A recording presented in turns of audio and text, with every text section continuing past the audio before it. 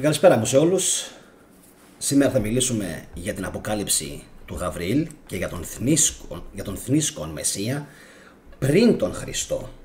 Έχει πολύ μεγάλη σημασία ότι έχω βάλει στον τίτλο με κεφαλαία γράμματα την λέξη πριν τον Χριστό, και αυτό είναι από μόνο του δηλωτικό του πόσο σημαντική είναι η σημερινή εκπομπή, και φυσικά όλοι θα πρέπει να κάνετε like, τουλάχιστον οι θετικοί του καναλιού, οι οποίοι στηρίζουν και υποστηρίζουν τον θετικό και τα εγχειρήματα φυσικά του καναλιού μας.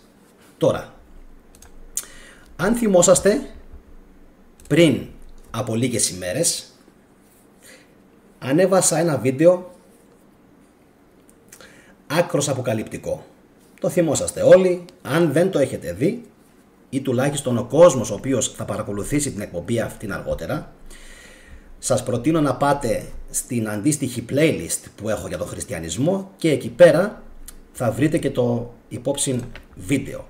Έχω να σας πω, πριν ξεκινήσω την ανάλυση τη σημερινή, η οποία θα είναι βαρβάτη και αρκετά, θα έλεγα, μεγάλη, ότι βρίσκομαι και εγώ και πολλοί άλλοι ερευνητές, βρισκόμαστε ουσιαστικά πάρα πολύ κοντά στην ανίχνευση και στην ανέβρεση του ιστορικού προσώπου του Ιησού Χριστού. Βρισκόμαστε πάρα πολύ κοντά. Θα τονίσω για χιλιοστή φορά, όχι του κατασκευασμένου προσώπου της Καινής Διαθήκης, που είναι μία ηρωνία και ένα σκόμμα των Ρωμαίων απέναντι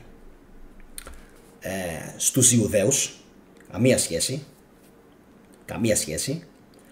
Αναφερόμαστε αυστηρά στο γνήσιο πρόσωπο, αυτό που έχουν εξαφανίσει από την αφήγηση.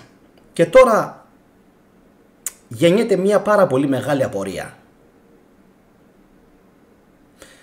Είναι δυνατόν ένα πρόσωπο, προσέξτε τώρα τι θα σας πω, είναι δυνατόν ένα πρόσωπο το οποίο λατρεύεται από δισεκατομμύρια κόσμο στον πλανήτη, να μην υπάρχει μία σωστή ιστορική αναφορά στο πρόσωπό του? Και προσέξτε λίγο τι λέω, μία σωστή ιστορική αναφορά στο πρόσωπό του. Είναι δυνατόν? Είναι. Γιατί τον έχουν εξαφανίσει από την ιστορία. Θυμόσαστε επίσης που ανέβασα ένα βίντεο πριν λίγες ημέρες για το Ιράκ και τη Συρία, ότι μπήκανε η ISIS κατόπιν εντολής της Αμερικής και της Ρωσίας για να αφανίσουν αυτά τα ιστορικά ίχνη που υπήρχαν εκεί, και ο κόσμος απόρρισε με αυτή την εκπομπή. Πώς είναι δυνατόν να είσαι τόσο σίγουρος ότι στο Ιράκ και στη Συρία υπήρχαν τα ίχνη? Είμαι σίγουρος, 100% σίγουρος. Θα σας πω μονάχα ότι στην περιοχή της Συροπαλαιστίνης και του Ιράκ υπήρχαν περισσότεροι χριστιανοί μέχρι και την εποχή μας από ότι στο Ισραήλ.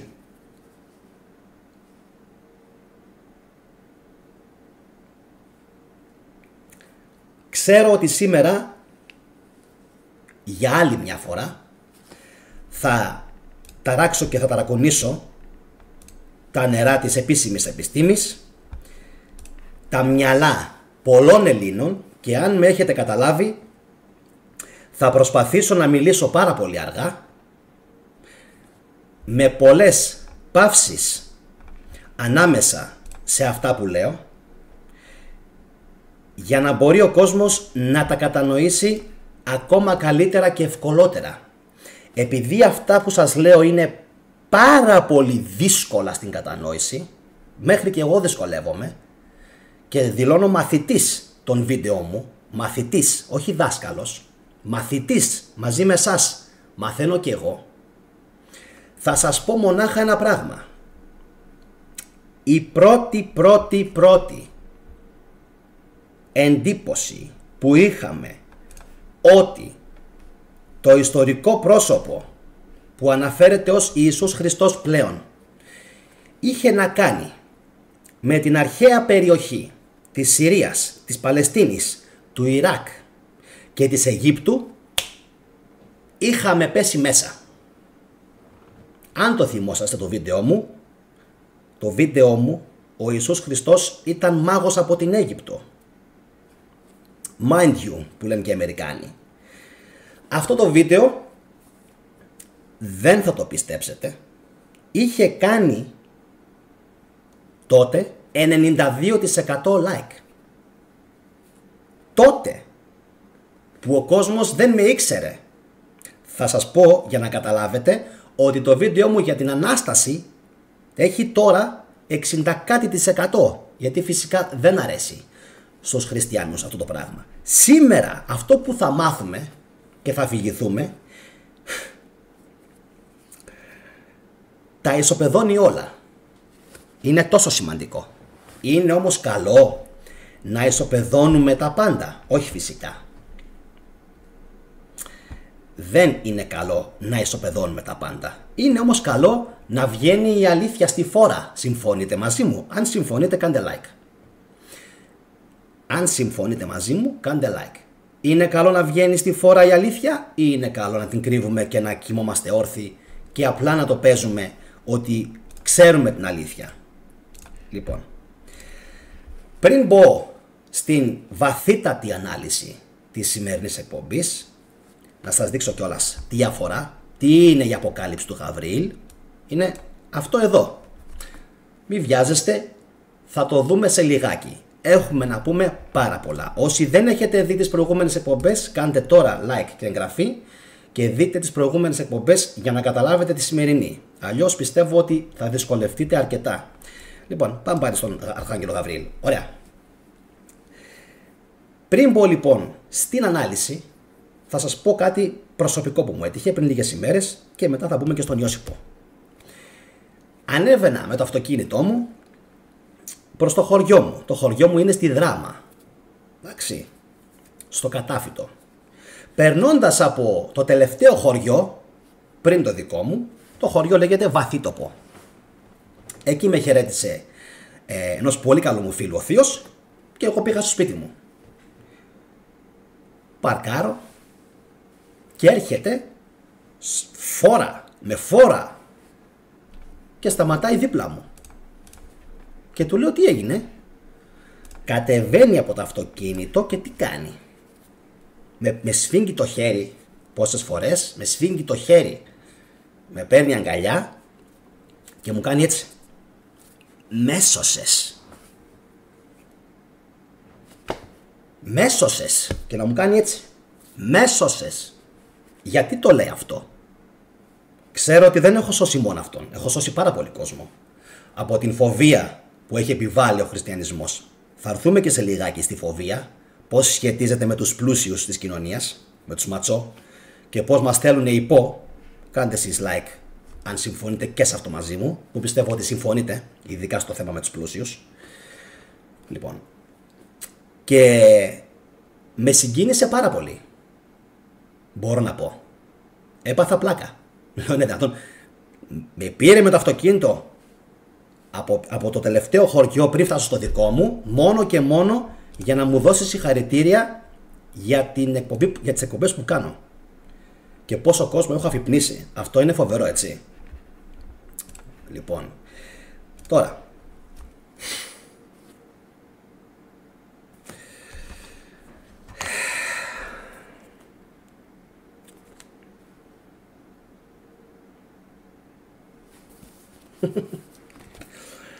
άπαντα Ιώσυπου, ιστορία Ιουδαϊκού πολέμου. Ακούστε λίγο κάτι καταπληκτικό. Ακούστε λίγο κάτι καταπληκτικό και τα συμπεράσματα θα είναι δικά σας. Εγώ θα σας κάνω μόνο την εξής ερώτηση. Πόσα ήταν τα ιουδαϊκά δόγματα την εποχή που έγραψε ο Ιώσιπος? Υπάρχει και δημοσκόπηση. Έχω βάλει σήμερα μια δημοσκόπηση. Πόσα ήταν τα ιουδαϊκά δόγματα την εποχή του Ιώσιπου?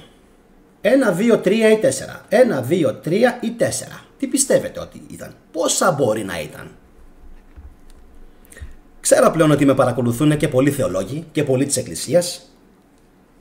Ξέρω ότι με παρακολουθούν πάρα πολλοί χριστιανοί. Τα φιλιά μου σε όλους και τα σέβη μου. Εύχομαι να είστε καλά. Καλή αφύπνιση, καλό φως. Σας εύχομαι να φτάσει το φως στο μυαλό σας.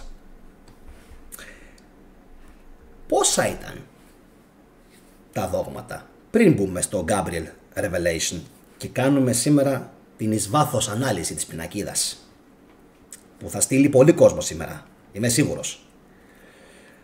Λοιπόν, θα περιμένω να δω τα σχόλιά σας στο live chat και στη συνέχεια θα προχωρήσουμε με αυτό που σας είπα.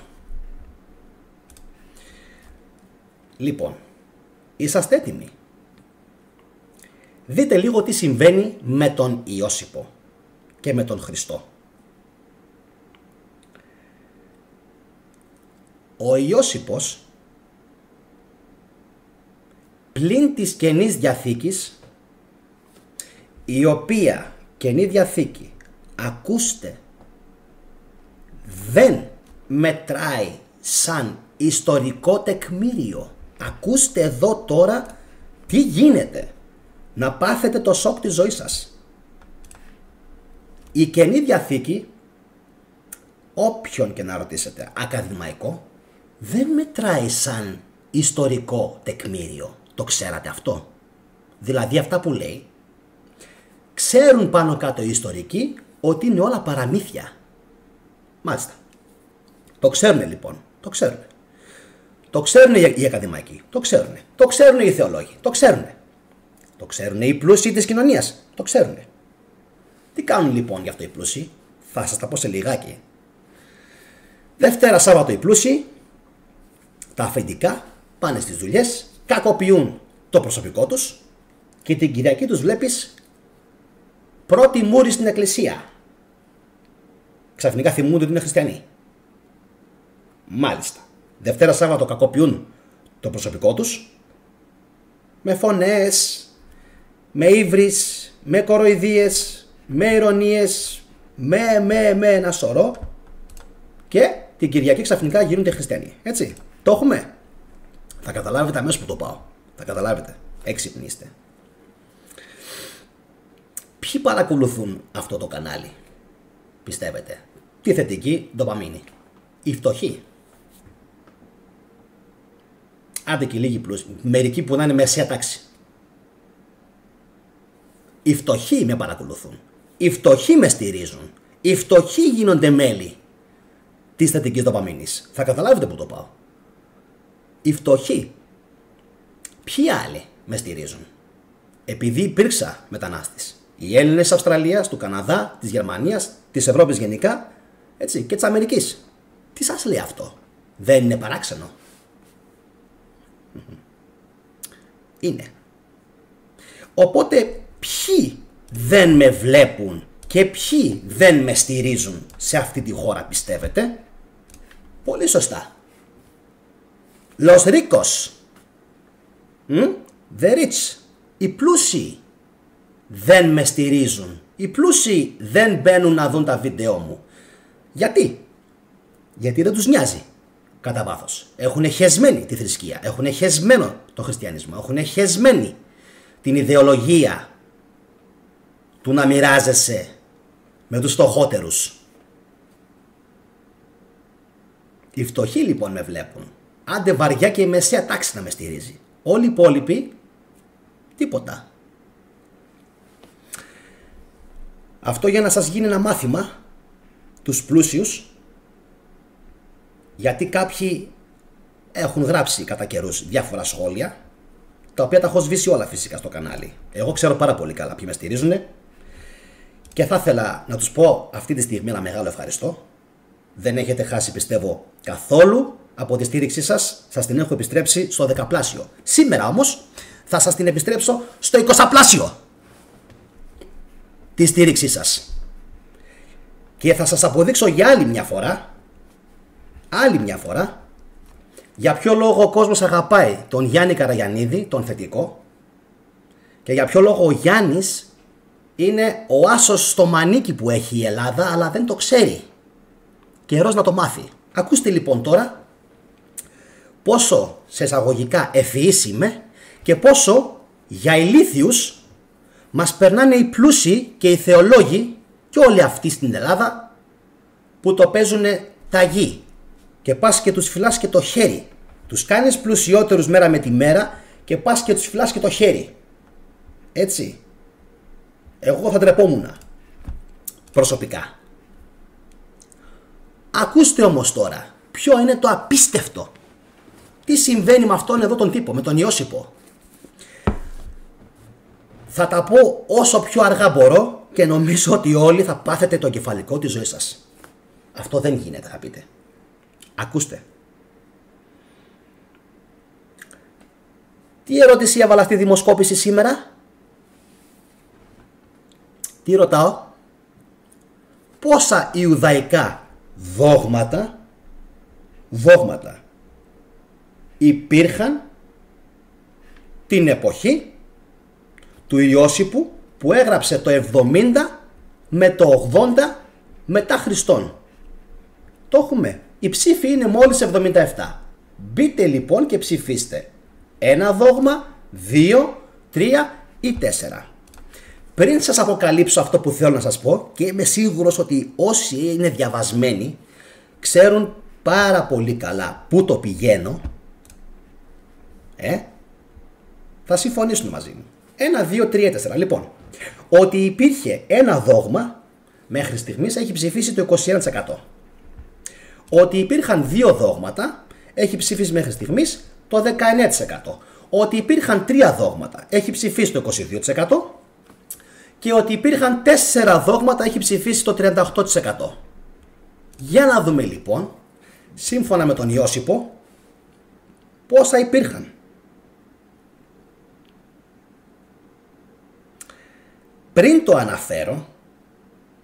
το αναφέρω, θα σας προκαλέσω σήμερα ακόμα ένα κεφαλικό, το οποίο πιστεύω ότι αρκετοί από εσάς δεν το περιμένετε να το ακούσετε. Θα το ακούσετε λοιπόν όμως. Ο χριστιανισμός που έχουμε σήμερα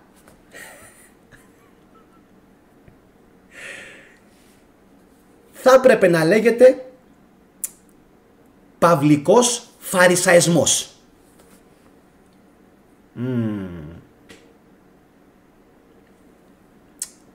Γιατί?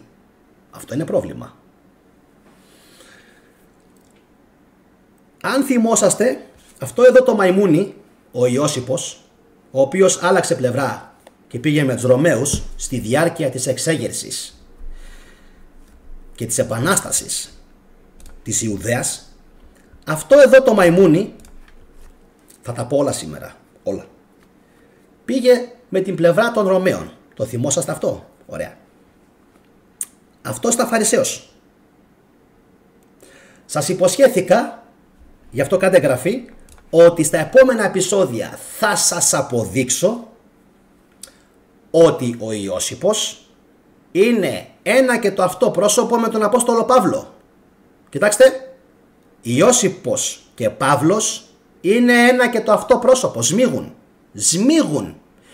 Ένα και το αυτό πρόσωπο. Δεν θα μπω σήμερα καν στον κόπο και στην επιχειρηματολογία, αλλά χριστιανοί είστε, άθεοι είστε, εθνικοί είστε, θα έπρεπε να θυμόσαστε μόνο αυτό το πράγμα, ότι ο Ιώσιπος είναι ο Παύλος και ότι η θρησκεία που έχουμε σήμερα στην Ελλάδα είναι χριστιανικός φαρισαϊσμός του Παύλου.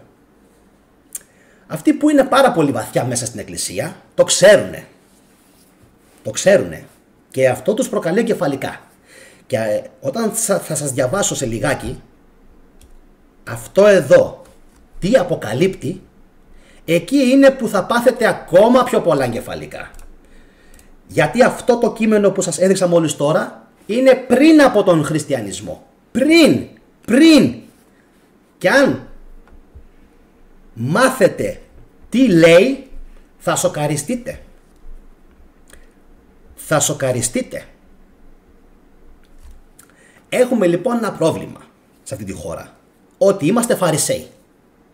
Μα μισό λεπτό. Και αυτό κάτι μου θυμίζει. Οι Φαρισαίοι ήταν οι αντίπαλοι του Ιησού, του Χριστού.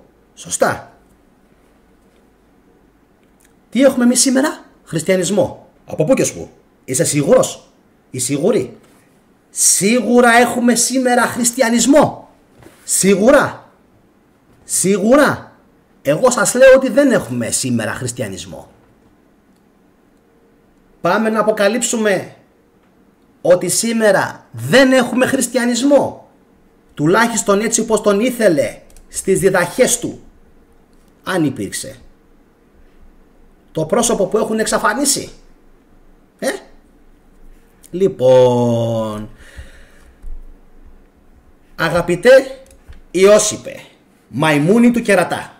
Εδώ, το μαϊμούνι του κερατά. Σταύρο που έγραψες ότι είναι 3. Και θα συμφωνούσα. Αυτό λοιπόν εδώ το μαϊμούνι, γιατί πρόκειται για μαϊμούνι, αναφέρει ότι αυτό που γράφει και ο Σταύρος στα σχόλια,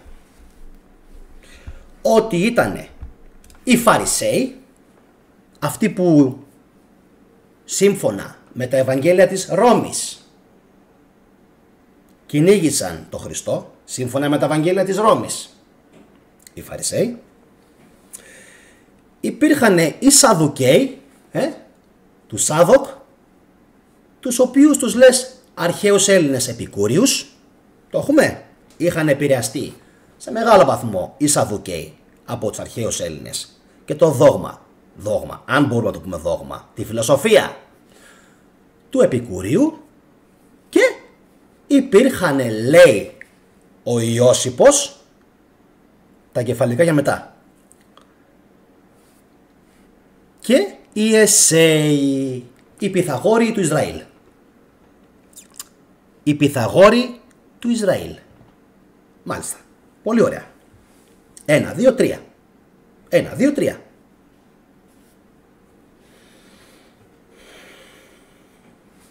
Τι έκανες Ιώσιπε? Τι έκανες Ιώσιπε? Τι έκανες Ιώσιπε? Τι έκανες? Έκανες μεγάλη μαλακία Ιώσιπε. Έκανες μεγάλη μαλακία Ιώσιπε, γιατί έτσι σου είπα να κάνεις τα φτεράκια σου της Ρώμης. Γιατί δεν μπορούσες να αποκαλύψεις ότι υπήρχε τέταρτο κίνημα. Μάλιστα, τέταρτο. Το γράφουνε όλοι. Το γράφει και η Γεωργία, το γράφει και ο Τόνι Μπαλάμος στα σχόλια. 4 είναι. 4. Είναι και το κίνημα των Ναζωραίων Ναζαρινών. Όπα. Παιδιά, συγγνώμη, όσοι δεν είστε ενταγμένοι, μπασμένοι στο πράγμα, πρέπει να δείτε την εκπομπή ξανά. Τα έχω πει πολλές φορές και πάρα πολλοί κόσμος μου γράφει, είμαι ήδη στην 3η φορά που βλέπω την τάδε εκπομπή. Το καταλαβαίνω απόλυτα. 4 ήτανε. Γιατί αυτός αναφέρει 3?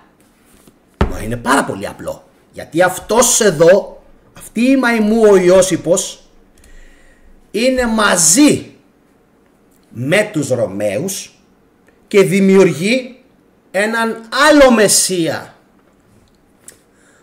από τον Μεσσία των Ναζαρινών. Άλλον Μεσσία. Τι κάνει, λέει? Δημιουργεί έναν άλλο Μεσσία. Τον Μεσσία που διαβάζετε εσείς σήμερα όλοι στα Ευαγγέλια. Μάλιστα. Πείτε μου λοιπόν κάτι τώρα. Και θα κάνω και άλλη ερώτηση μετά. Πείτε μου λοιπόν κάτι, φίλοι μου χριστιανοί.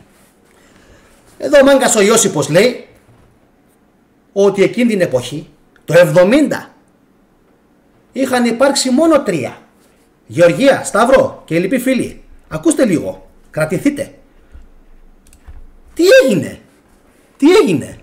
τι έπαθε ο Ιώσιπος, τι έπαθε?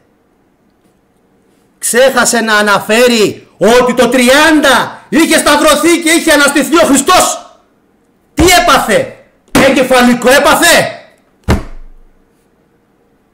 Υποτίθεται. Τι έγινε Ιώσιπε? Έλα θετικέ, μη φωνάζεις. Έλα τώρα. Τι έγινε Ιώσιπε? Για πες μας λοιπόν.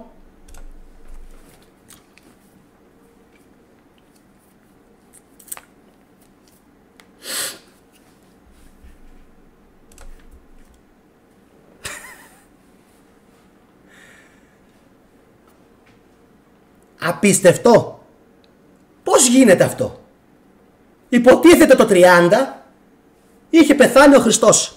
Το 37 ήρθε ο Παύλος. Έλεγε για τον Χριστό. Το κίνημα μεγαλώνει. Το κίνημα εξαπλώνεται. Το κίνημα φτάνει στην Ελλάδα. Και αυτό εδώ το παπάρι δεν αναφέρει τίποτα για τον χριστιανισμό. Γιατί ξαφνικά δεν ξέρει τίποτα για τον χριστιανισμό ο Ιώσιπος? Να πιω λίγη κάναβη, να ηρεμήσω. Δεν υπάρχει. Θα τα πούμε όλα σήμερα. Όλα. Και όποιος θέλει να μην ακούσει. Αλλά όσοι ακούσουν θα μάθουν την αλήθεια σήμερα. Τέλος. Τέρμα. Μέχρι εδώ ήταν τα παιχνίδια. Τέρμα.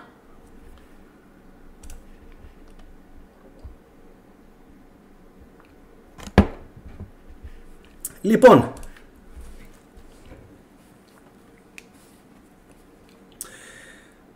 Ο Ιώσιπος αναφέρει μόλις 3 ιουδαϊκά δόγματα.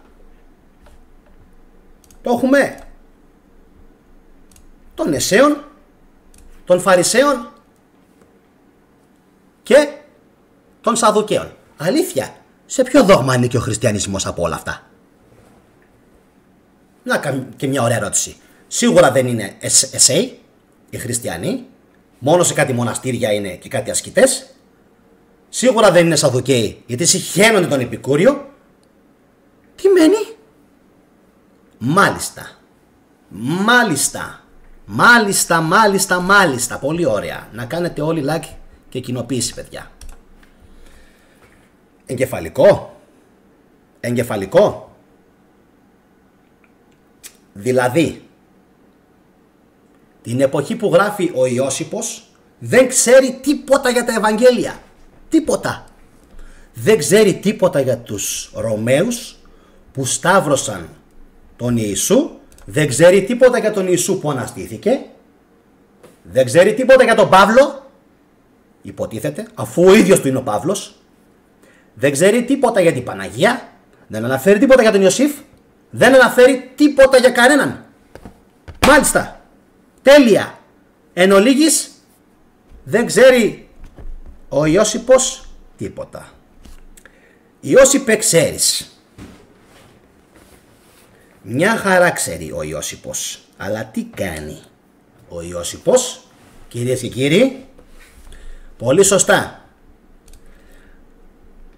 Αποκρύπτει τους ζηλωτές Ναζαρινούς. Τους αποκρύπτει. Γιατί τους αποκρύπτει? Πάμε. Γιατί οι ζηλωτές Ναζαρινοί του Χριστού ξεκίνησαν την ρεβόλτ επανάσταση το 66-70. Αυτό είναι. Αλήθεια τώρα. Ούτε οι Φαρισαίοι την ξεκίνησαν, ούτε οι Εσέοι την ξεκίνησαν την επανάσταση, ούτε οι Σαδουκαίοι την ξεκίνησαν.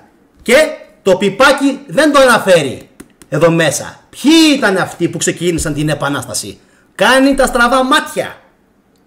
Επειδή έχω διαβάσει και τους 4 τόμους, Ιώσιπος, ιστορία Ιουδαϊκού πολέμου προς Ρωμαίους, όλος τυχαίως, μέσα σε αυτό το βιβλίο δεν κάνει καμία αναφορά ούτε στους χριστιανούς, ούτε στους ζηλωτές, ούτε σε κανέναν άλλον, ούτε στους Ναζωραίους. Τους έχει βγάλει απ' έξω. Προσέξτε όμως τώρα, κάνει μία έμεση ύπουλη ιστορική αναφορά στον Χριστό και λέει Testimonium Flavianum. Ακούστε, είναι φοβερό. Ο ίδιος ο Ιώσιπος που δεν αναφέρει, είναι να χτυπιέσαι, είναι να χτυπιέσαι στον τοίχο. Ο ίδιος ο Ιώσιπος, ο οποίος δεν αναφέρει τίποτα απολύτως, τίποτα για τους χριστιανούς, για το Ναζιράτ, για τους Ναζωραίους, για τους Ναζιραίους, αναφέρει όλος τυχαίως για τον Χριστό. Τον αναφέρει? Όχι. Γιατί έχει αποδειχτεί ότι το Testimonium Flavianum, η αναφορά δηλαδή, η πρώτη ιστορική αναφορά στο πρόσωπο του Ιησού Χριστού, είναι ψευδής. Ναι, είναι ψευδής. Είναι αυτό που λένε οι Αμερικανοί ακαδημαϊκοί interpolation, που σημαίνει προσθήκη, παραπροσθήκη, επιπροσθήκη, μεταπροσθήκη. Την έχουν προσθέσει αργότερα οι χριστιανοί αντιγραφείς. Και όταν λέμε αργότερα, μάλλον εννοούμε τον Κωνσταντίνο, τον Ευσέβιο και την παρεούλα του. Για να πουν τάχα ότι κοίταξε να δεις εδώ, αυτός τα ανέφερε. Κάτσε ρε εσύ. Κάτσε ρε εσύ λίγο. Περίμενε. Γιατί θα πάθω κεφαλικό. Ρε χριστιανέ, έλα λίγο πιο κοντά. Έλα λίγο να σου εξηγήσω λίγο κάτι. Έλα λίγο. Κοντά μου. Από τη μία, δεν αναφέρει Χριστό. Ηρωνικό. Δεν αναφέρει τίποτα. Οτιδήποτε έχει συμβεί στην Καινή Διαθήκη, που υποτίθεται έγινε το 30, δεν αναφέρει τίποτα. Γι' αυτό ο Ιώσιπος. Αλλά όλος τυχαίως αναφέρει αργότερα για τον Ιησού. Όλος τυχαίως δεν αναφέρει τίποτα για χριστιανούς. Κρεστιανούς ή χριστιανούς ή κρεστιανούς, έτσι τους λέγανε. Κρεστιάνοι. Τίποτα. Δεν αναφέρει για Ναζωραίους, δεν αναφέρει τίποτα απολύτως για τους ζηλωτές του Χριστού, και θα σας πω σε λιγάκι ποιοι είναι αυτοί. Ποιο είναι το τέταρτο δόγμα. Θα σας το αποκαλύψω σήμερα για πρώτη φορά. Yes. Και εσύ που με αντιγράφεις στα βίντεο μου, μην το πάρεις και αυτό και το αντιγράψεις αύριο, θα σε πάρει και θα σε σηκώσει. Ξέρει αυτός ποιος είναι. Λοιπόν, δεν τον παίρνει όμως να το αντιγράψει και αυτό, γιατί δεν είναι στο ίδιο μήκος κύματος με μένα.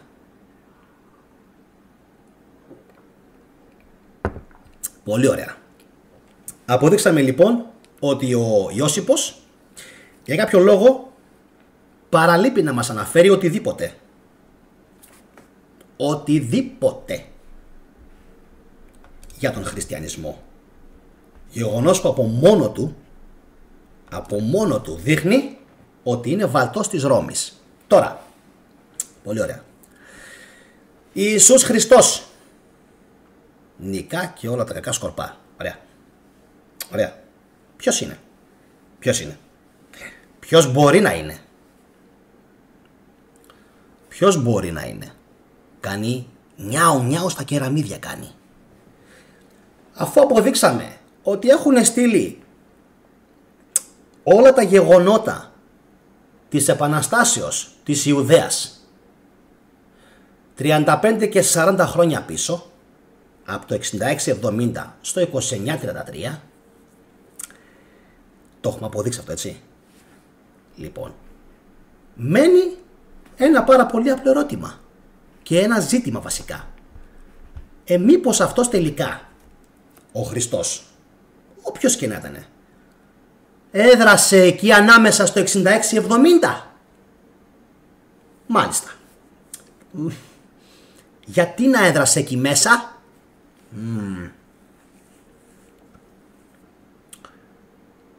Έχετε ακούσει αυτό το The King of Kings που έβαλα και χθες στο live μου? Το έβαλα επίτηδες.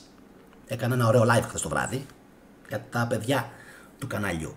The King of Kings. Θα γινότανε ο Χριστός, όχι των ουρανών. Όχι των ουρανών. Επί της γης. Αν κέρδιζε τον πόλεμο. Ποιο πόλεμο? Ποιον πόλεμο θα κέρδιζε? Αφού λοιπόν τα γεγονότα που διαβάζουμε στην Καινή Διαθήκη δεν συμβαίνουν το 2933, αλλά συμβαίνουν το 6670, καταλαβαίνουμε ότι υπήρχε ένα μεγάλο πρόβλημα για την Ρώμη και ήταν η εξέγερση των Ιουδαίων. Ναι, αλλά για να κάτσεις να δημιουργήσεις ολόκληρη θρησκεία, και έρχομαι σε λίγο στην πινακίδα του Γαβρίλ, πάει να πει ότι πρέπει να πέρασεις πολύ μεγάλο ζόρι. Τίτε, ο Τίτος. Γιατί αν θυμόσαστε καλά, είχαν εκείνη τη χρονιά των 4, λέει, αυτοκρατόρων. Την θυμόσαστε αυτή τη χρονιά με τους 4 αυτοκράτορες? Ήταν ο Νέρον, μετά ήταν ένας άλλος, έγινε ό,τι έγινε και τελικά επικράτησε ο Βεσπασιανός. Το θυμόσαστε αυτό? Εντάξει. Και αργότερα νομίζω, πολύ αργότερα, και ο Δομητιανός. Λοιπόν.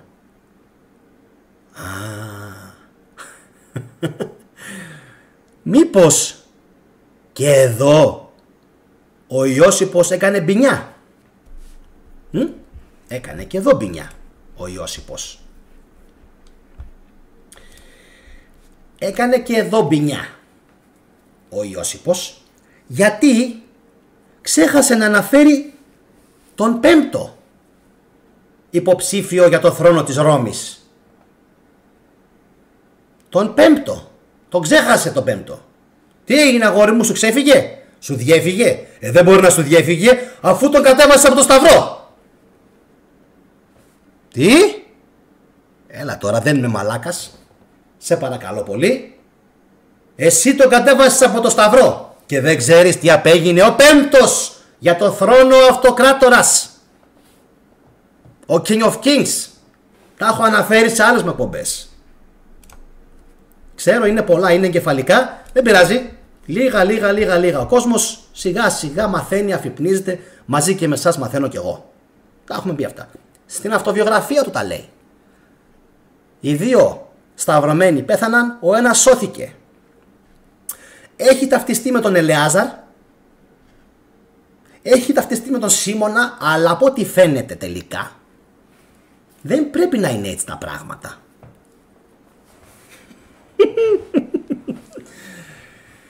Και σε αυτό, έφυγε η κάμερα, με έκανε blur. Λοιπόν, και σε αυτό, να με πάλι, και σε αυτό που σας λέω τώρα θα ακολουθήσει σχετική επιχειρηματολογία στο μέλλον.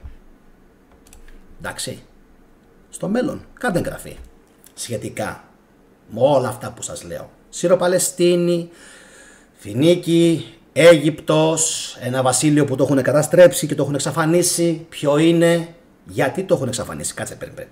Έχουν εξαφανίσει έναν μεγάλο βασιλιά, τον Ιησού. Έχουν εξαφανίσει ένα μεγάλο βασίλειο, δεν το λέω ποιο. Έχουν εξαφανίσει το 4ο κίνημα των Ναζωραίων. Ξέρουμε αυτό το κίνημα, Γεωργία, Σταύρο και λοιποί φίλοι του καναλιού, τι ήτανε?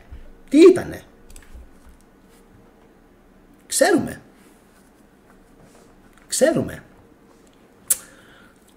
Ήταν διαφορετική, ας τους πούμε, από τις άλλες 3 Ιουδαϊκές φατρίες, παύλα δόγματα. Ήταν διαφορετική. Είχαν τα δικά τους, πιστεύω.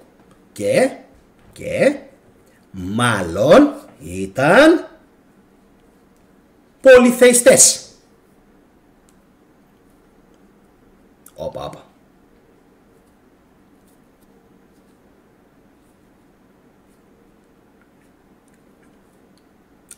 Τι ήταν?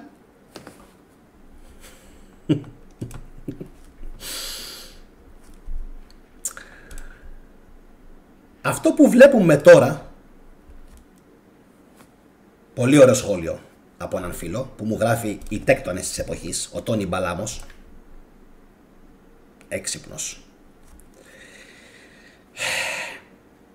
Ζωδιακό λατρεύανε. Έχει βρεθεί συναγωγή.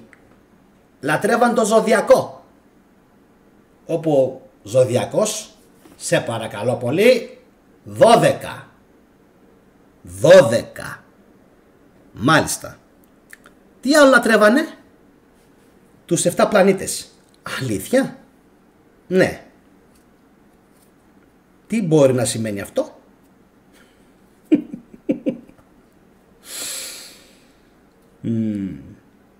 Αυτοί είναι πιο Έλληνες και από εμάς δηλαδή. Είναι αζωραίοι. Τι συμβαίνει εδώ? Είναι απίστευτο. Και αυτά έχουν βρεθεί. Σε συναγωγές της Γαλιλαίας έχουν βρεθεί αυτά. Σε συναγωγές της Γαλιλαίας έχουν βρεθεί αυτά. Κόσμε ξύπνα, χριστιανέ ξύπνα. Τα 12 ζώδια έχουν βρεθεί σε συναγωγές της Γαλιλαίας. Και οι αστερισμοί. Και υπάρχουν κι άλλα, τα οποία είναι πιο φευγάτα, πιο τεκτονικά. Γι' αυτό και αργότερα φυσικά και δεν ήταν Μαραγκός. Σιγά να μην ήταν Μαραγκός ή γιος Μαραγκού. Όχι φυσικά. Όχι φυσικά. Τέκτον τον γράφει. Τέκτον. Και μάλιστα μοιημένος τέκτον στην Αλεξάνδρεια. Αφήστε το. Μοιημένος τέκτονας της Αλεξάνδρειας. Στα πράγματα πολύ μέσα. Πλούσιος. Με στρατό. Για ποιον μιλάμε? Για τον Χριστό μιλάμε. Γιατί όταν έγινε αυτή η μεγάλη διεκδίκηση, πρέπει το αυγό να είχε μπει πολύ μέσα στις Ρώμης τον Ποπό. Ξέρετε γιατί? Ξέρετε πώς το καταλαβαίνω? Θα σας το εξηγήσω αμέσως και όσοι είστε έξυπνοι αρκετά θα καταλάβετε γιατί το λέω. Λοιπόν, πάμε. Χρειάστηκε να δημιουργήσουν μια ολόκληρη ψευτοθρησκεία εις βάρος των θρησκειών της Ιουδαίας.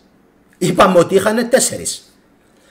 Η νέα θρησκεία που δημιούργησε η Ρώμη με το φιλαράκι μας τον Παύλο Ιώσυπο, προσέξτε, Ναζαρινοί δεν ήταν, Ιουδαίοι Εσέοι δεν ήταν, Σαδουκαίοι δεν ήταν, Φαρισαίοι δεν ήταν. Δημιούργησαν ένα 5ο χειμερικό πλάσμα. Αν έχεις το Θεό σου. Το έχετε ξανακούσει ποτέ αυτό το πράγμα? Όχι, είμαι σίγουρος ότι αυτά που ακούγεται σήμερα τα ακούτε πρώτη φορά. Είμαι σίγουρος. Αυτοί οι άνθρωποι φοβήθηκαν τόσο πολύ τα Ιουδαϊκά κινήματα εξεγέρσεων εκείνης της εποχής που αναγκάστηκαν να δημιουργήσουν ένα πέμπτο, τον λεγόμενο σήμερα χριστιανισμό, ο οποίος δεν έχει καμία σχέση με οποιοδήποτε από τα 4 γνήσια δόγματα της Ιουδαίας. Κανένα από τα 4 δεν μοιάζει με αυτό το πράγμα, γιατί μόνο έτσι μπορώ να το χαρακτηρίσω. Είμαι και ζωντανά, μην πω τίποτα άλλο, πάνω στα νευρά μου, που έφτιαξαν οι Ρωμαίοι. Και έχω κι άλλα.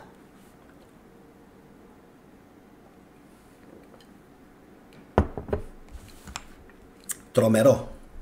Για ποιο λόγο το έφτιαξαν? Με ρωτάνε μερικοί. Και μου το έχουν ξαναρωτήσει.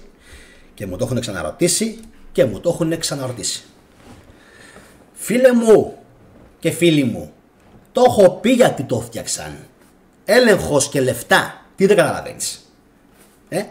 Τι δεν καταλαβαίνεις? Έλεγχος και λεφτά. Ποιοι είχαν τα φέουδα στο Μεσαίωνα στην Ελλάδα? Εσύ τα έχεις και ο μπαμπάς σου. Αυτοί τα είχαν. Και στο Βυζάντιο ακόμα. Λοιπόν, πάμε όμως τώρα να δούμε. Φτάσαμε μετά από 45 λεπτά. Τρομερό. Φτάσαμε στην αποκάλυψη του Γαβριήλ. Γαβριήλ, θα μας κάνεις λοιπόν σήμερα τη χάρη να ανοίξεις κι άλλο τα μάτια του κόσμου. Ναι, θα σας κάνω τη χάρη, απάντησε ο Γαβριήλ. Λοιπόν, το Γαβριήλ είναι... Πάμε λίγο στην αποκάλυψη του Γαβριήλ. The Gabriel Revelation. Αυτό εδώ. Λοιπόν, ακούστε τώρα παιδιά τι γίνεται. Είμαι σίγουρος ότι δεν έχει πάρει γραμμή στην Ελλάδα κανένας. Κανένας όμως αυτό εδώ το κειμενάκι. Εγώ που να πω, να πάω εδώ, να πάω εδώ. Μια χαρά δεν είμαι εδώ. Λοιπόν, είμαι σίγουρος δεν έχει πάρει κανένας στην Ελλάδα γραμμή αυτό εδώ το κειμενάκι. Και ο λόγος που δεν το έχει πάρει γραμμή κανένας, ξέρετε ποιος είναι?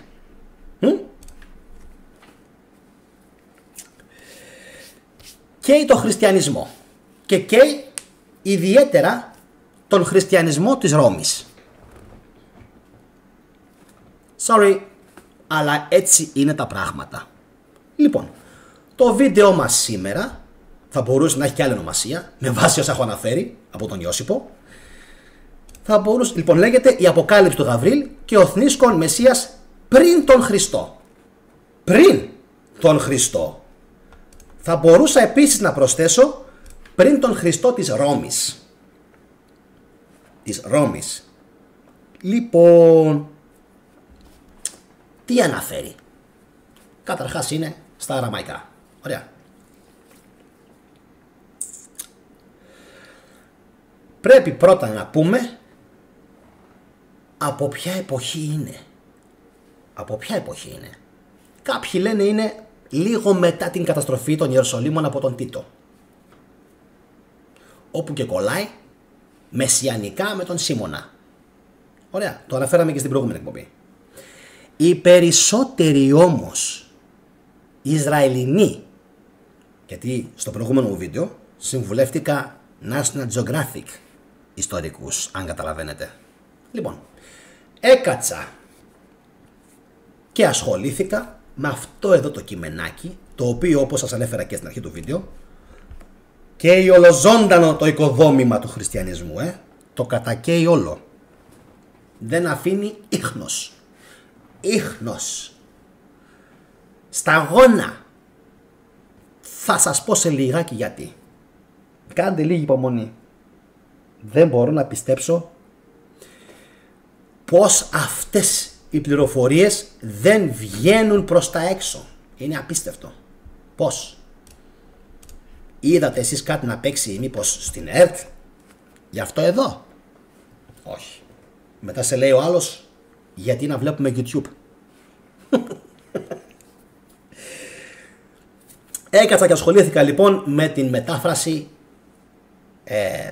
από τα Ισραηλινά στα αγγλικά. Και λέει κάτι καταπληκτικό. Καταρχάς η χρονολόγηση. Μας ενδιαφέρει πώς το έχουν εντάξει πλέον οι Ισραηλινοί αρχαιολόγοι και ιστορικοί. Ωραία. Τι λένε? Πριν την γέννηση του Χριστού. Πόσο πριν? Πόσο πριν? Κάποιοι κάνουν λόγο από το 100 π.Χ. Και είναι πάρα πολύ σημαντικό αυτό. Μέχρι τα πρώτα χρόνια του πρώτου αιώνα. Δηλαδή από το 0 βάλε μέχρι το 20. Εγώ σου λέω. Βάλε μέχρι το 30. Βρε βάλε και μέχρι το 50 εγώ σου λέω, αφού αποδείξαμε ότι ο Χριστός έζησε μετά. Έτσι. Για τους φίλους του καναλιού που με ξέρουν και το ξέρουν και έχουμε μοιραστεί αυτές τις πληροφορίες, φαντάζομαι το γνωρίζετε όλοι, έτσι. Λοιπόν, από το 100 π.Χ. μέχρι αρχές του πρώτου αιώνα είναι αυτό. Και τι το κάνει πιστεύετε τόσο σημαντικό αυτό εδώ το κειμενάκι? Ξέρετε? Έχουμε και λέμε. Έχουμε και λέμε. Πρώτον, αναφέρει θνήσκοντα Μεσσία που πεθαίνει για το Ισραήλ και ανασταίνεται μετά από 3 ημέρες. Πρώτο, επειδή είναι πάρα πολύ σημαντικό και επειδή είναι η πρώτη φορά που βγαίνουν αυτά στην Ελλάδα, θα το ξαναπώ. Μιλάει για θνήσκοντα Θεό, ο οποίος πεθαίνει. 3 μέρες μένει νεκρός και μετά από 3 μέρες έρχεται ο Γκεμπέρ Ελ, ο Γαβριήλ, που το λέγαμε και σε προηγούμενη εκπομπή. Πολύ ωραία. Τι σημαίνει Γκεμπέρ Ελ? Ο ήρωας του Θεού. Και του λέει σε 3 μέρες θα ζήσεις. Ή σε 3 μέρες να ζεις. Ή σε 3 μέρες να αναστηθείς. Είναι λοιπόν μία εντολή που την δίνει ο Γαβριήλ πριν υπάρξει ποτέ Ιησούς Χριστός.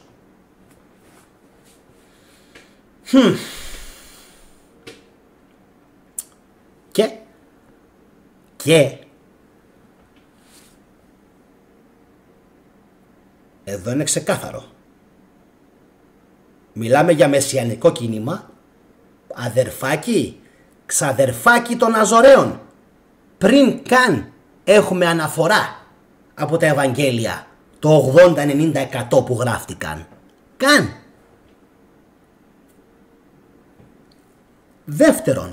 Δεύτερον, γιατί κάποιοι λένε δεν υπάρχει κάτι άλλο στην Παλαιά Διαθήκη που να μας πηγαίνει προς τον θάνατο και την Ανάσταση. Είσαι σίγουρος? Πόσες μέρες έμεινε ο προφήτης Ιωνάς μέσα στο κήτος? Τον τρώει το κήτος. Κοιτάξτε, τον καταπίνει το κήτος. Το έχουμε? Ωραία. Τι είναι αυτό? Η Σταύρωση. Πόσες μέρες μένει μέσα στην κοιλιά του κήτους? 3. Παρασκευή, Σαββάτο, Κυριακή. Μετά από 3 μέρες τον ξερνάει το κήτος. Τέλεια. Ακριβώς το ίδιο πράγμα είναι λοιπόν και η ιστοριούλα που έχουν κατασκευάσει οι Ρωμαίοι με τον Ιησού. Αργότερα. Εδώ όμως τώρα έχουμε κάτι ακόμα, το οποίο θα σας στείλει αδιάβαστος. Το κείμενο αυτό κάνει λόγο, ακούστε τώρα, για έναν άλλον Μεσσία πριν το Χριστό. Πριν.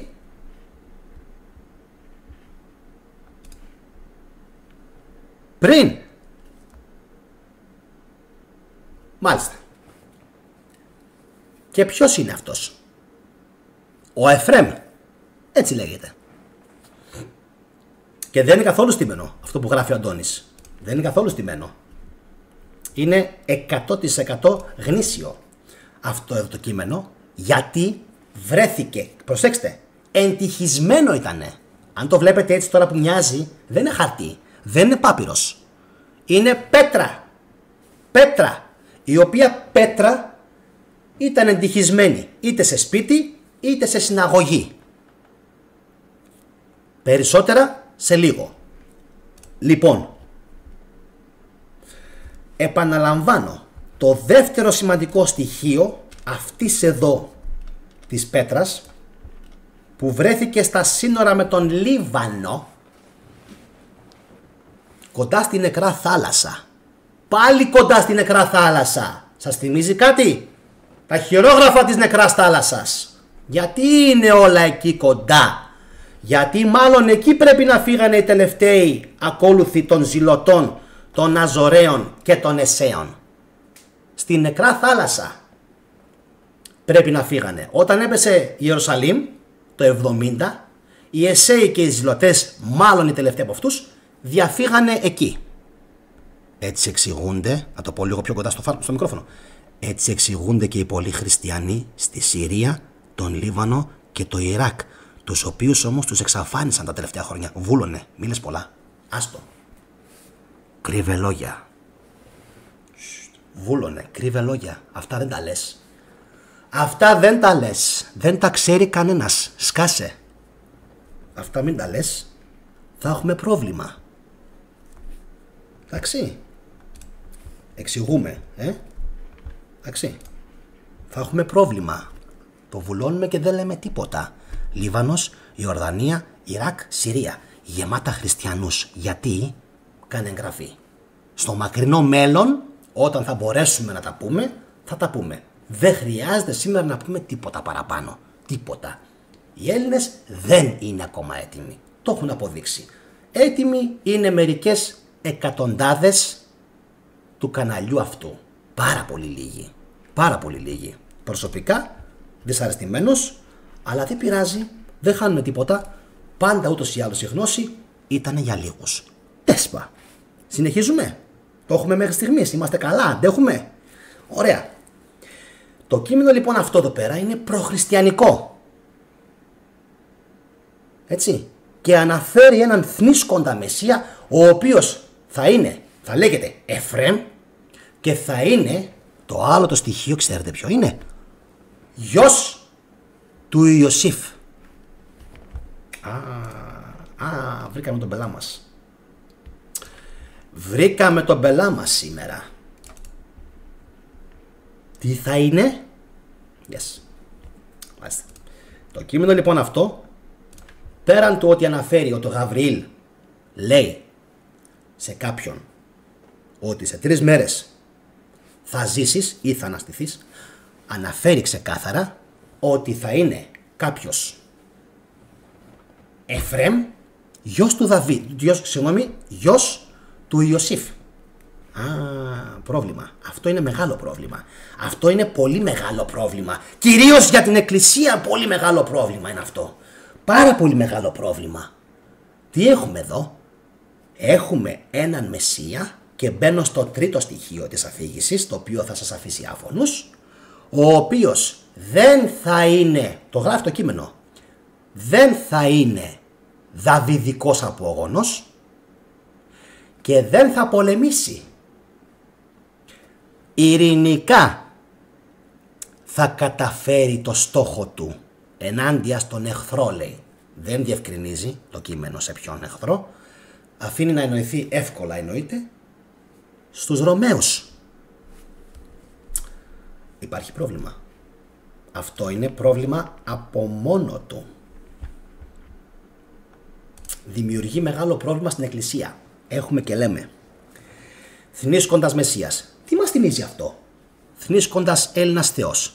Να είστε καλά. Σας είπα, πιο Έλληνες και από τους Έλληνες. Θνήσκοντας Θεός. Θα είναι ένας Μεσσίας ειρηνικός.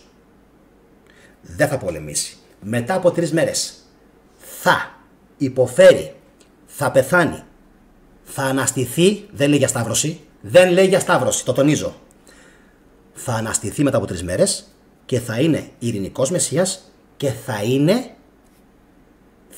θα λέγεται, τώρα αυτό έτσι το λένε μάλλον, μπορεί να είναι εβραϊκή έκφραση, κάτι να σημαίνει, ξέρουν οι Εβραίοι. Θα είναι κάποιος που θα είναι ο Εφραίμ, ο γιος του Ιωσήφ. Ακούστε τώρα εδώ παραλογισμό. Ο γιος του Ιωσήφ. Ο γιος του Ιωσήφ. Ο γιος του Ιωσήφ. Όλος τυχαίος σε ένα προχριστιανικό κείμενο με θνήσκοντα Θεό, με Μεσσία, με αναφορά σε Ανάσταση ή ότι θα ζήσει μετά από 3 μέρες, θα σκίσω τα ρούχα μου, και θα είναι ο Εφραίμ, ο γιος του Μεσσία. Το όνομα δεν έχει σημασία. Το όνομα δείχνει κατάσταση ή, αν θέλετε, χαρακτήρα. Θα είναι ένας Εφραίμ. Κάτι σημαίνει στα εβραϊκά το Εφραίμ. Δεν το έχω ψάξει, θα το ψάξω. Θα σας το δώσω και αυτό. Στο πιάτο όλα. Γιος του Ιωσήφ. Γιος του Ιωσήφ. Ποιος είναι γιος του Ιωσήφ? Ποιος εμφανίζεται αργότερα, το 80 και το 90 και το 100, ως γιος του Ιωσήφ? Θα μας τρελαίνουν τελείως. Ποιος εμφανίζεται? Ο Ιησούς των Ευαγγελίων. Σας είπα, δεν θα καταλάβετε τίποτα. Χριστό, αν δεν δείτε τη σημερινή εκπομπή ολόκληρη και τις προηγούμενες, δεν υπάρχει περίπτωση. Το ξεκαθαρίζω. Δεν θα καταλάβετε τίποτα. Οι παλιοί του καναλιού θα καταλάβουν. Οι καινούργοι, οι φρέσκοι αυτοί που μπήκαν τώρα για 2, 3, 5 λεπτά και με βλέπουν να χτυπιέμαι, δεν θα καταλάβετε τίποτα. Χριστό. Αυτό το εγγυώμαι. Βάζω την υπογραφή μου. Το κείμενο λοιπόν αυτό, η αποκάλυψη του Γαβριήλ, η The Gabriel Revelation, είναι απίστευτο. Είναι απίστευτο. Και έχει περάσει έτσι. Έτσι, στον ντούκου. Και για όσους ενδιαφέρονται να μάθουνε, το έχει ιδιωτικός συλλέκτης, Εβραίος, στη Ζηρίχη. Εννοείται. Το είχε κάποιος που λέγεται νομίζω Γκαζάνη, Λιβανέζος, πλούσιος έμπορας από το Λίβανο και το μεταπούλησε σε έναν Ισραηλινό που μένει στη Ζηρίχη. Το κείμενο το έχουν αναλύσει, είναι 100% αυθεντικό, είναι χρονολογημένο, όχι μόνο με άνθρακα, ο άνθρακας για μένα δεν έχει καμία σημασία, προσέξτε, ο άνθρακας είναι χρονολογημένο από ιστορικούς βάσει της γλώσσας, βάσει της γραφής που έχει, του τρόπου που είναι γραμμένο και λένε είναι αν όχι πρώτος αιώνας π.Χ., από τον 1ο αιώνα π.Χ. έως και τα πρώτα χρόνια μετά, που σημαίνει ότι δεν πιάνει καν την εποχή του Χριστού που όπως έχουμε δείξει είναι 66-70, γιατί έχουμε πει, έχουν στείλει τα γεγονότα back in the time, πίσω στο χρόνο οι Ρωμαίοι. Γιατί να τα μας, μία πάρα πολύ ωραία ερώτηση που μου την έκαναν πάρα πολλοί φίλοι του καναλιού. Για ποιο λόγο ένας φίλος έγραψε Εφραίμ σημαίνει καρποφόρος στα εβραϊκά. Να σε καλά για το σχόλιο σου. Μου το έγραψε ο Άγγελος Αντίπας. Εφραίμ σημαίνει καρποφόρος στα εβραϊκά. Ωραίος. Ευχαριστώ πολύ. Λοιπόν, να ξέρετε, πολλές φορές που κάνουμε το χέρι έτσι είναι επειδή το τσακ που ακούτε ανοίγω το live chat σας και παρακολουθώ αυτά που μου γράφετε. Έτσι. Ωραία. Έχουμε και λέμε. Κατάφεραν οι Ισραηλινοί αρχαιολόγοι, οι Ισραηλινοί, οι κακοί σύμφωνα με την Εκκλησία, οι κακοί. Λοιπόν, πώς τα ξέρουμε όλα αυτά, αυτά όλα για τον Εφραίμ, ότι δεν θα είναι από την Δαβιδική γενιά, που είναι μια πολεμική γενιά, αλλά θα είναι από άλλη γενιά. Το ξέρουμε. Το ξέρουμε. Από πού? Από το Ταλμούδ. Ανέφερες αυτή τη λέξη.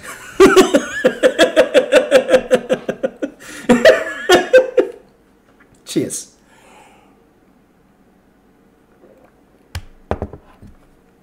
Δώσε πόνο θετικέ.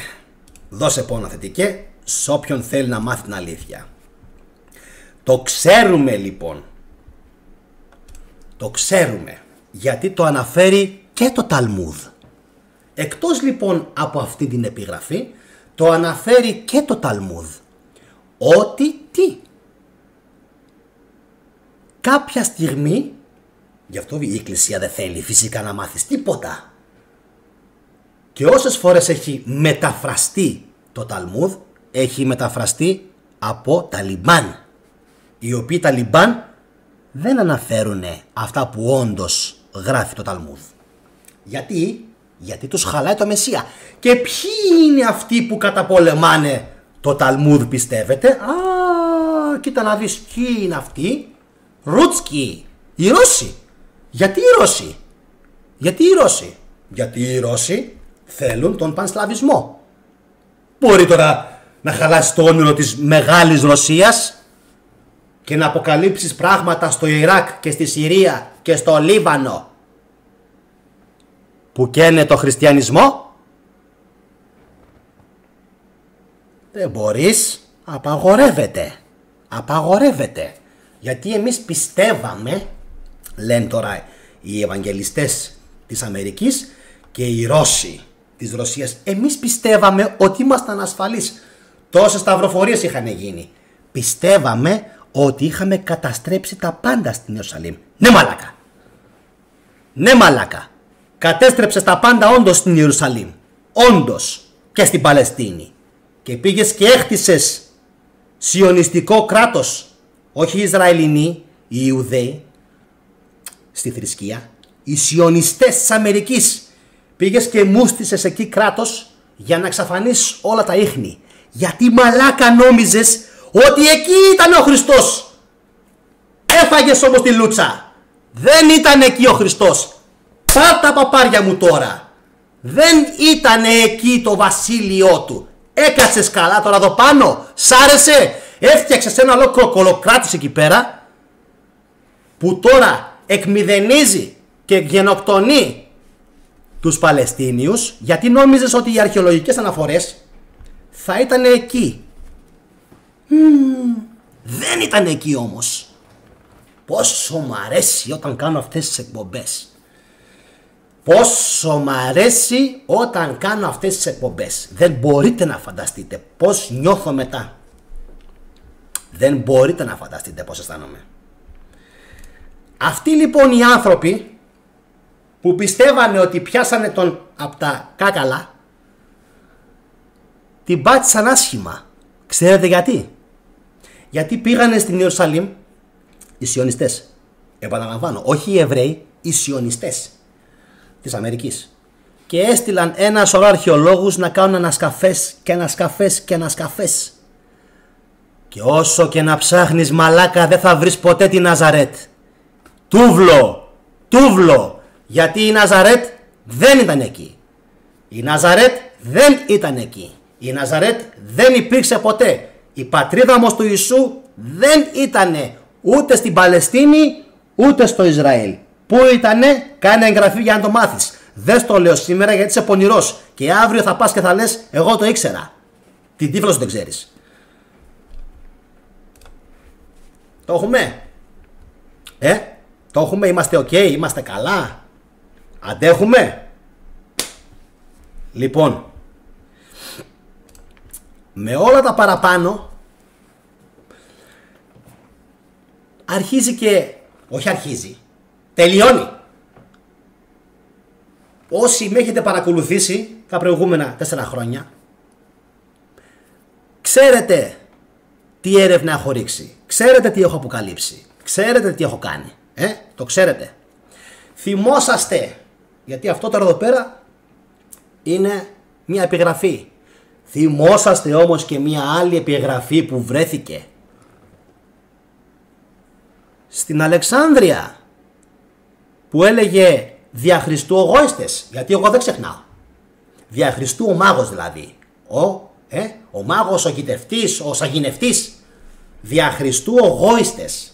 Και αυτό είχε προκαλέσει σάλο όταν βγήκε, διότι τι δουλειά είχε ο Χριστός στην Αλεξάνδρεια?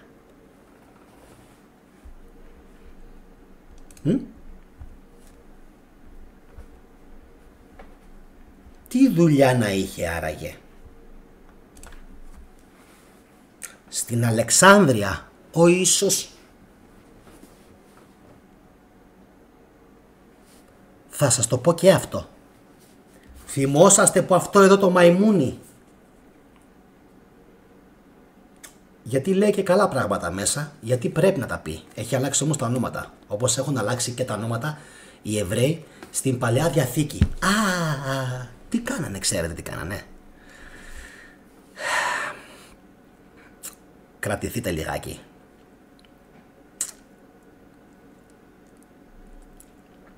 Να το πω σήμερα ή να το πω σε εκπομπή? Να το πω σήμερα που είμαστε και on fire και καίμε. Κάντε όμως μια κοινοποίηση σήμερα, κάντε και ένα like όσοι έχετε συνδεθεί τώρα, γιατί βλέπω άλλους YouTuber, εγώ πατάω με το κουμπί, οι άλλοι YouTubers κάνουν κάθε 3 λεπτά ανοίξει. Κάνουμε like. Κάντε και εσείς λοιπόν ένα like, δεν αξίζει τίποτα. Λοιπόν, ακούστε, είναι τρομερό. Οι Εβραίοι, στείλ τους τώρα, αλλά έτσι πρέπει, με το Γάντι, οι Εβραίοι μέχρι να κατακτηθούν από τους Βαβυλώνιους, τους Πάρθες, τους Πέρσες, είχανε πολυθεϊσμό όπως οι Έλληνες.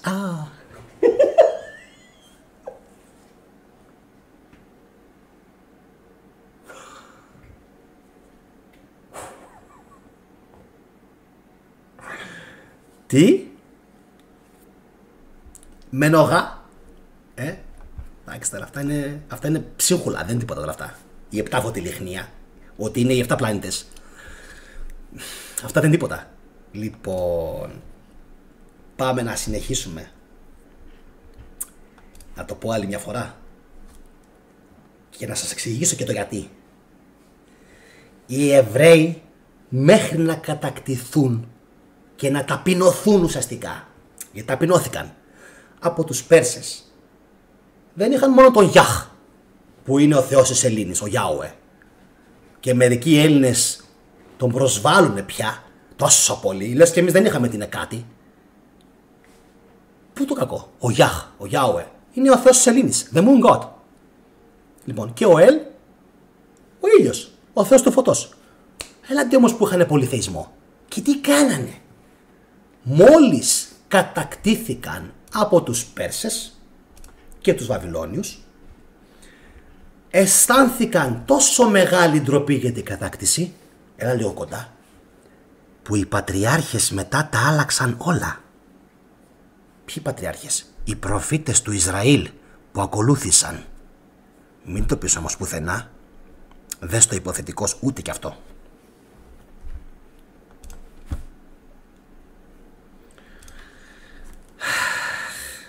Σημεία και τέρατα, τι ζούμε. Τι ζούμε. Ρε εσύ, αυτοί πολύ κοντά με τους Έλληνες.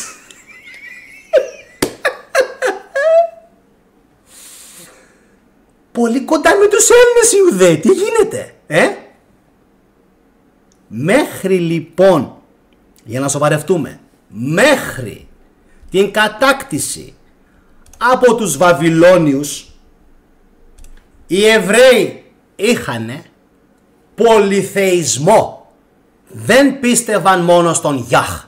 Αυτά τα αλλάξανε μετά όλα οι προφήτες, όταν τα καθαρογράψανε και όταν κάποια στιγμή φύγανε από την εξορία και την κατάκτηση της Βαβυλώνας. Πολύ αργότερα.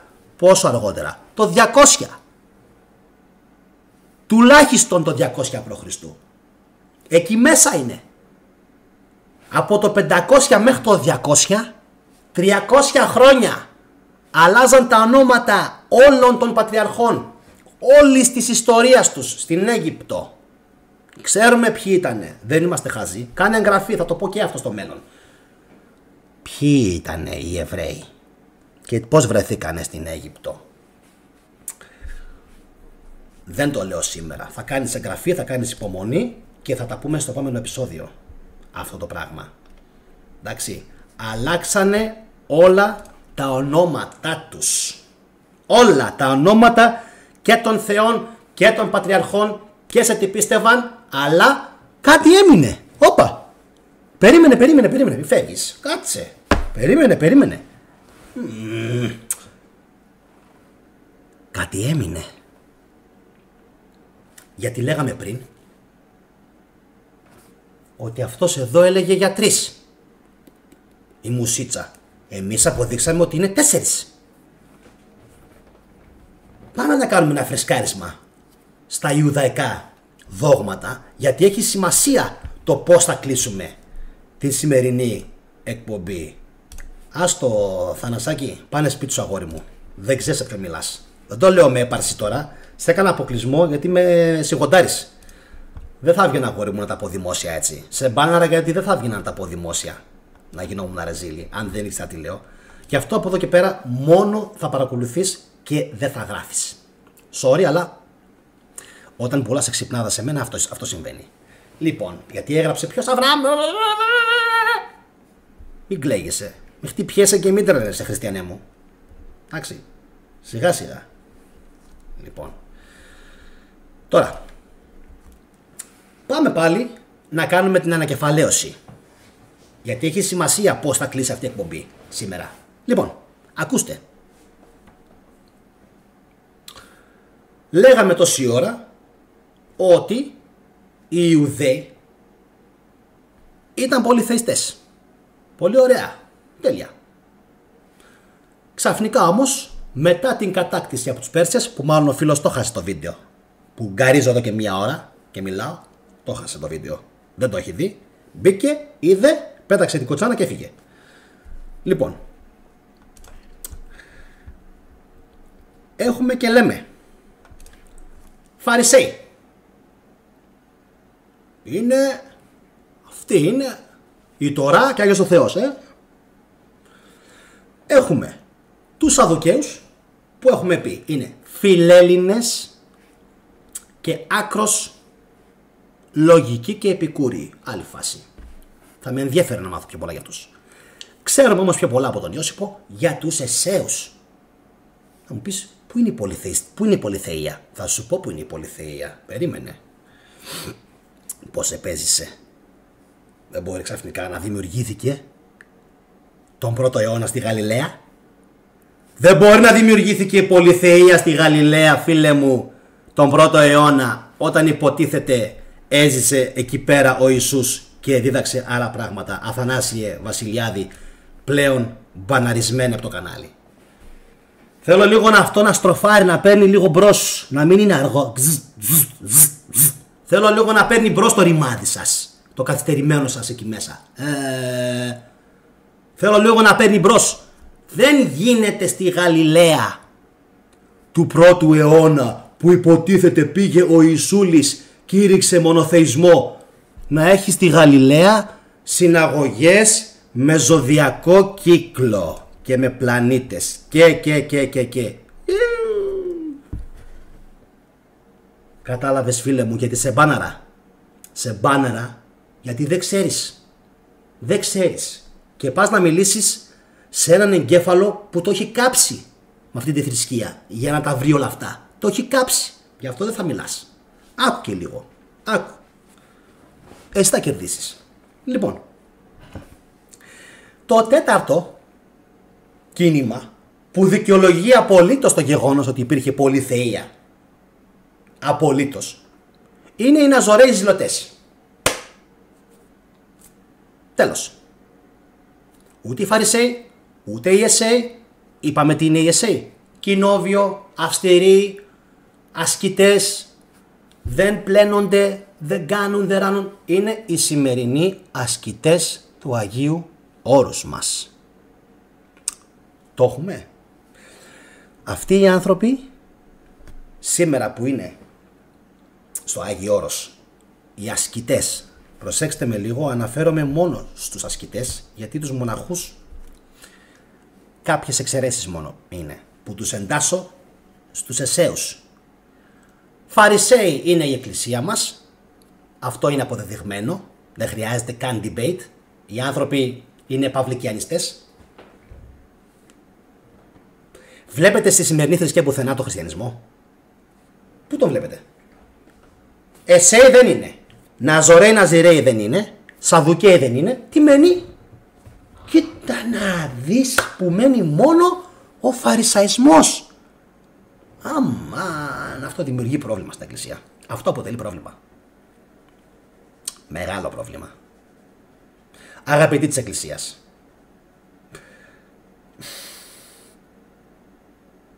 αφήστε τα είδωλα. Τα είδωλα υποτίθεται λέγατε είναι ελληνικά. Αφήστε λοιπόν τίμιες κάρες, κεφάλια, κρανία, παντόφλες, παντούφλες, ζώνες, λιχνάρια, μαγικά λιχνάρια, οδοντογλυφίδες, ξυλάκια, οδοντοξυλάκια. Αφήστε αυτές τις ειδωλολατρικές πρακτικές.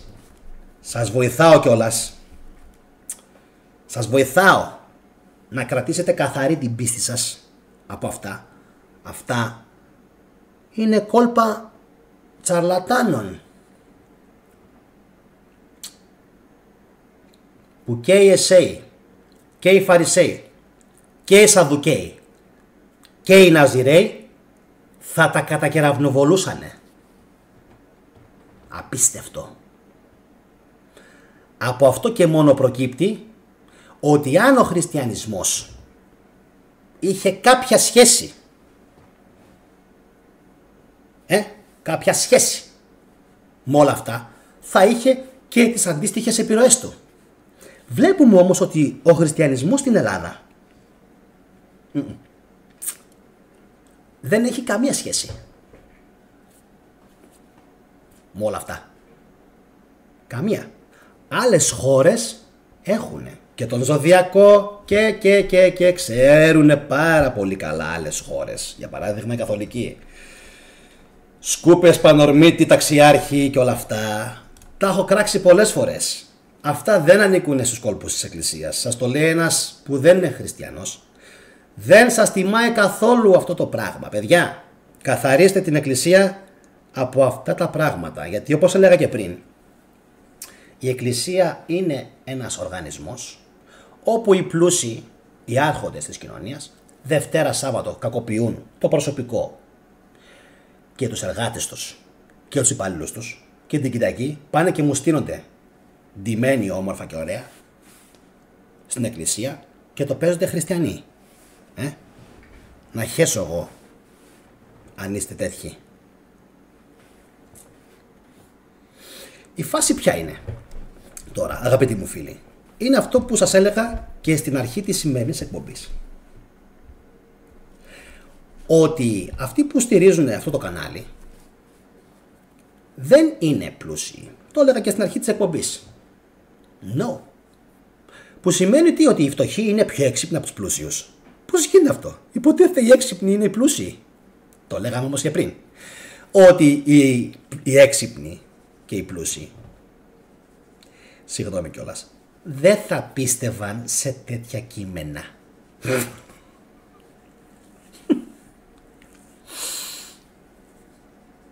Καθαρά και μόνο λόγω IQ. Όχι ψυχής, IQ. Δεν θα τα είχαν πιστέψει ποτέ. Θέλετε λόγω DNA, θέλετε λόγω IQ, θέλετε λόγω πλούτου, θέλετε επειδή τα παιδιά αυτά μεγαλώνουν έτσι. Κάπως λίγο, πώς τα λέμε αυτά, κακομαθημένα ακριβώς. Εν ολίγης, μας φτάνει για σήμερα να συγκρατήσουμε κάποια πράγματα ως επίλογο, ότι ο Ιώσιπος έχει κρύψει το κίνημα των Αζωραίων Ζηλωτών, έχει ξεχάσει να μας πει για τον 5ο βασιλιά αυτοκράτορα που διεκδικούσε το θρόνο, έτσι, έχει ξεχάσει να μας πει για την Επανάσταση, αυτά που πρέπει να μας πει, και το κυριότερο από όλα, ακούστε ποιο είναι το κυριότερο από όλα, ξέχασα να σας το πω, θα σας το πω τώρα πριν κλείσει εκπομπή. Το κυριότερο από όλα είναι ότι, ακούστε το γι' αυτό πριν φύγετε, πότε γράφτηκαν τα Ευαγγέλια?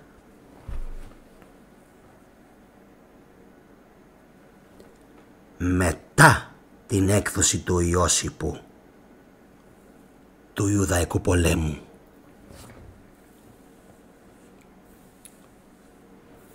40 χρόνια οι χριστιανοί δεν μπορούσαν να τα γράψουν, προφορικά λέει. Οι Εβραίοι που καταγράφανε πώς λεγόταν η κατσίκα του γείτονά τους.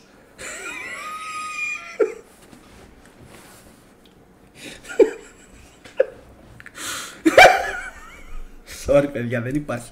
Θέλω λίγο τσάι κάναβης, περίμενε.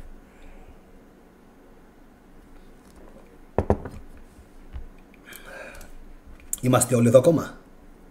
Πάμε άλλη μια φορά.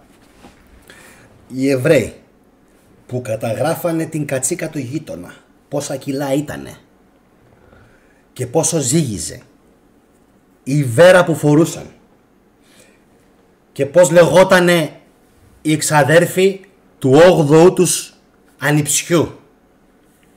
Ναι, γελάμε ελεύθερα. Αυτοί λοιπόν οι Εβραίοι, αυτοί οι άνθρωποι, προσέξτε, ξέχασαν να καταγράψουν 40 χρόνια την ιστορία του Ιησούλη. Το ξέχασαν. Όλος τυχαίως όμως, αχ πως μ' αρέσει τώρα αυτό που τους το κάνω. Πονάτε μερικοί, Είμαι σίγουρα. Είμαι σίγουρος. Σίγουρα. Όλος τυχαίως όμως, άκου το αυτό φίλε μου χριστιανέ. Λίγο θα πονέσεις αλλά θα το ξεπεράσεις. Όλος τυχαίως, μόλις εκδίδει ο Ιώσιπος τα έργα του και υπάρχουν οι πληροφορίες για τον Ιουδαϊκό πόλεμο, για την Ιουδαϊκή γεωγραφία, ξαφνικά μετά από λίγα χρόνια Λες και περίμεναν όλοι οι χριστιανοί τον Ιώσυπο, Λουκάδες, Λούσιος, Μάρκος, Μάρκος, Ματίας και Τζόναθαν. Ιόναθαν, αυτά είναι τα ονόματα. Δεν είναι ο Λουκάς, δεν είναι ο Ματθαίος, δεν είναι ο Ιωάννης, δεν είναι ο Μάρκος. Αυτά είναι ελληνοποιημένα γκεϊστικά ονόματα. Πάμε. Είσαι εδώ. Χριστιανέ μου. Άκου. Λούσιος, Μάρκος. Όλα είναι ονόματα που ανήκουν λίγο πολύ στην οικογένεια του Βεσπασιανού και του Τίτου. Oh my gosh. Really? Yeah. Και όλος τυχαίως ο παππούς και οι πρόγονοι του Βεσπασιανού και του Τίτου ήταν φοροεισπράκτορες. Το αγαπημένο επάγγελμα που αναφέρεται στα Ευαγγέλια. Τι τους έκανες τώρα?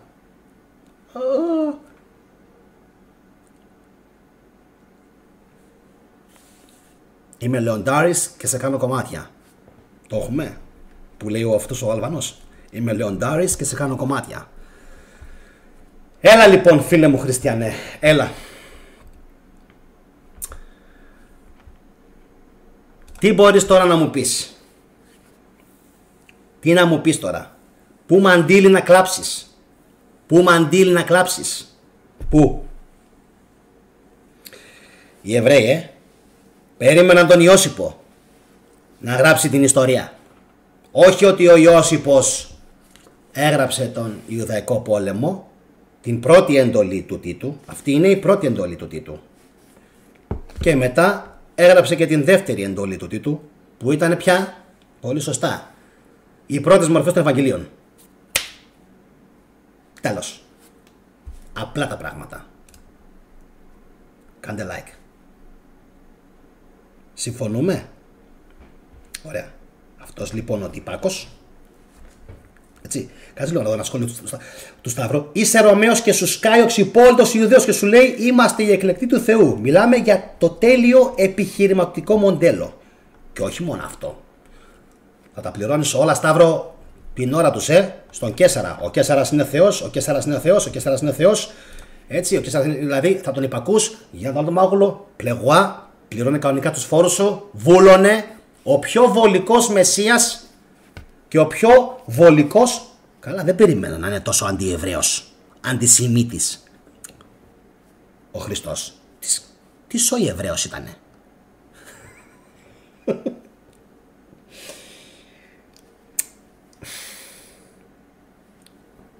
Καταλάβατε?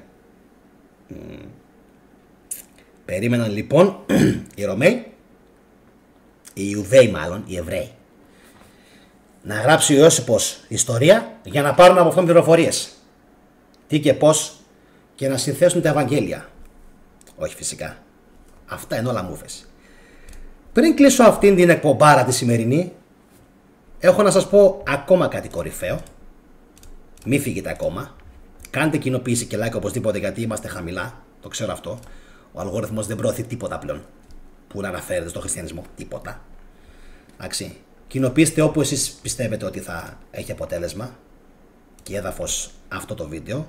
Συνήθως Viber, WhatsApp, Messenger, γιατί στο Facebook δεν είναι κοινοποίησεις. Και σας έχω και το κερσάκι στην τούρτα. Πριν κλείσω αυτή την εκπομπάρα, που επαναλαμβάνω, όσοι μπήκατε τώρα να την δείτε άλλη μια φορά για να μπουν καλά εδώ μέσα και μετά τι κάνουμε? Βγαίνουμε και τα δίνουμε στον κόσμο. Αυτά που λέει ο Γιάννης, βγαίνουμε και τα δίνουμε στον κόσμο. Δεν τα κρατάμε μέσα. Τα βάζουμε, τα θέτουμε σαν ερωτηματικά σε όλους τους υπόλοιπους. Πιο πάνω ένας φίλος κάτι έκανε, ο Κρίς Αντωνίου, να σε καλά, σε ευχαριστώ πάρα πολύ για αυτό που έκανες. Έκανε ένα super sticker, τώρα το είδα, να σε καλά, σε ευχαριστώ πολύ. Και συνεχίζουμε. Πάμε να πούμε το τελευταίο κερασάκι στην τούρτα. Δεν κρατιέμαι να το πω. Πρέπει όμως. Πρέπει. Λοιπόν. Πώς το λένε, κοπιάστε? Πλησιάστε? Λοιπόν.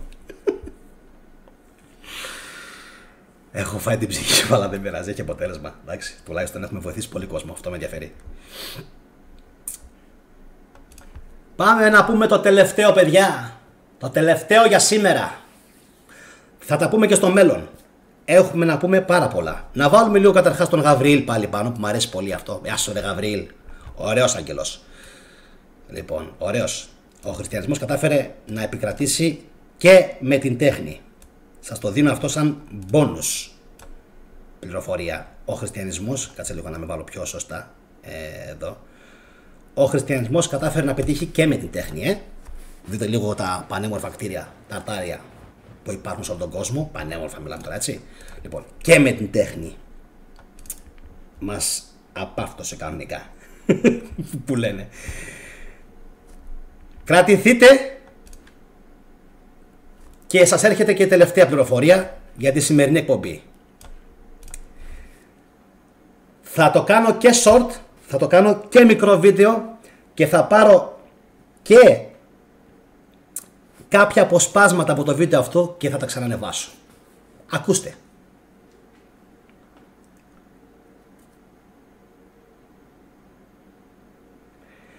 Από τους αρχαίους Έλληνες, φίλε μου χριστιανέ, που θα τύχει να βλέπεις αυτήν την εκπομπή, πόσες επιστολές σώζονται?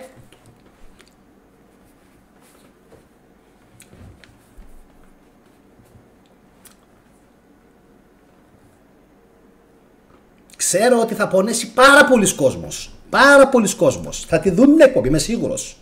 Σίγουρος. Επαναλαμβάνω, από τους αρχαίους Έλληνες και αυτοί που είναι γατόνια έχουν πιάσει ήδη τον παλμό μου. Ξέρουν που το πάω. Το ξέρουν. Από τους αρχαίους Έλληνες πόσες επιστολές σώζονται? Γιατί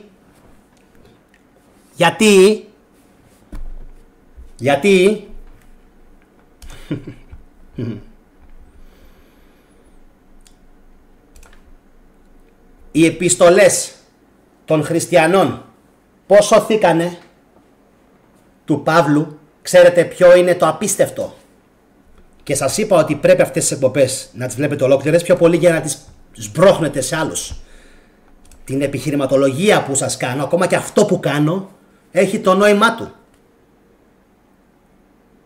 Δεν κάνω τίποτα έτσι απλά επειδή έχω νεύρα ή επειδή μου την έχει βαρέσει. Υπάρχει επιχείρημα από πίσω. Πόσες επιστολές σώζονται?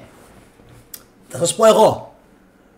Του Αναξαγόρα προς τον λέμε τώρα. Φανταστικά ονόματα θα πω. Προς τον Απολόδωρο. 0. Πόσες υπάρχουν του Πλάτωνα προς τον Εχετλαίο? Που κάποιος μου το έχει γράψει τώρα στο live chat. Μη φεύγετε. Θα σας πω που το πηγαίνω.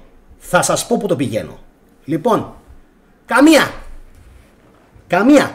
Υπάρχουν μόνο ψευδεπίγραφες κάποιες επιστολές. Να συνεχίσω.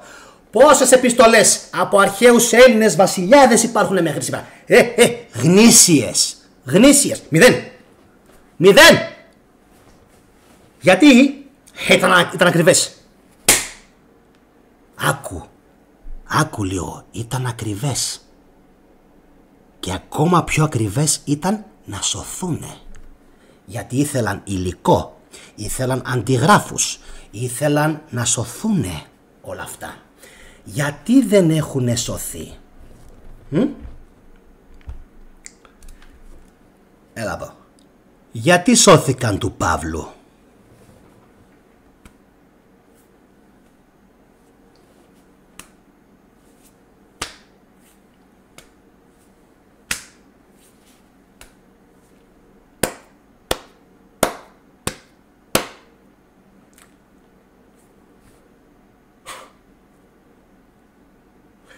Τι τρέχει, χριστιανέ μου?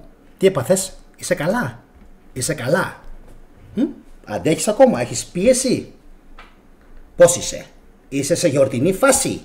Έχεις ξεφύγει? Έχεις αρχίσει και πίνεις? Δεν νομίζω. Ο θετικός κάνει μόνο καλό στην ψυχολογία σας. Αχ. Να το πιάσουμε αναλυτικά ή να συνεχίσω την ηρωνία? Λίγο ακόμα θα συνεχίσω την ηρωνία. Γιατί δεν υπάρχει επιστολή, ας πούμε, του Πρωταγόρα, λέω εγώ τώρα ονόματα, προς τη Σαπφό? Γιατί δεν υπάρχει η επιστολή που έγραψε ο ερωτευμένος κάγκουρας του 100 στην ερωτευμένη Μαριάννα, στην κόμενά του? Γιατί δεν έχει επιβιώσει τίποτα? Επαναλαμβάνω, ήταν δύσκολα να σωθούν. Θέλανε λεφτά. Θέλανε λεφτά. Θέλανε λεφτά. Θέλανε λεφτά. Θέλανε λεφτά. Πολλά λεφτά. Πολλά λεφτά. Ναι.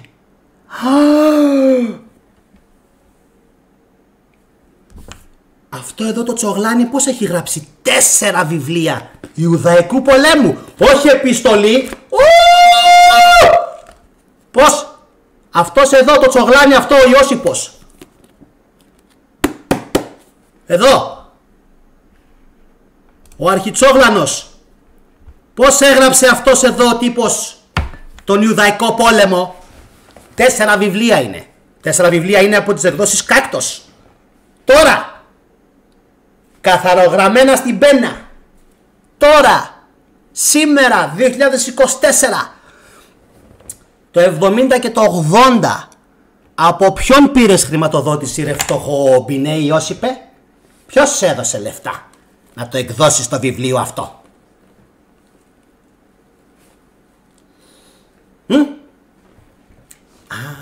Ο μπαμπάς σου. Ο μπαμπάς σου, ο πνευματικός ο μπαμπάς. Ο μπαμπάς του, που λέμε, ποιος είναι ο μπαμπάς σου, μωρή? Who's your daddy που λένε? Ποιος του έδωσε τα λεφτά? Απαντήστε. Κερασμένα, Κερασμένα. Ποιος του έδωσε λοιπόν τόσο χρήμα να γράψει πρώτα τον Ιουδαϊκό πόλεμο? Μη μου πεις. Όχι, μην το κάνεις αυτό. Μην το κάνεις αυτό, θετικέ. Μπαίνεις πολύ βαθιά. Επόμενο εγκεφαλικό. Ποιος μπορούσε να γράψει, να εκδώσει, να κυκλοφορήσει? Πάμε άλλη μία, το έχουμε.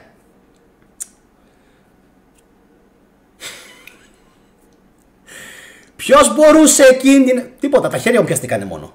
Πιαστήκαν λίγο τα χέρια μου.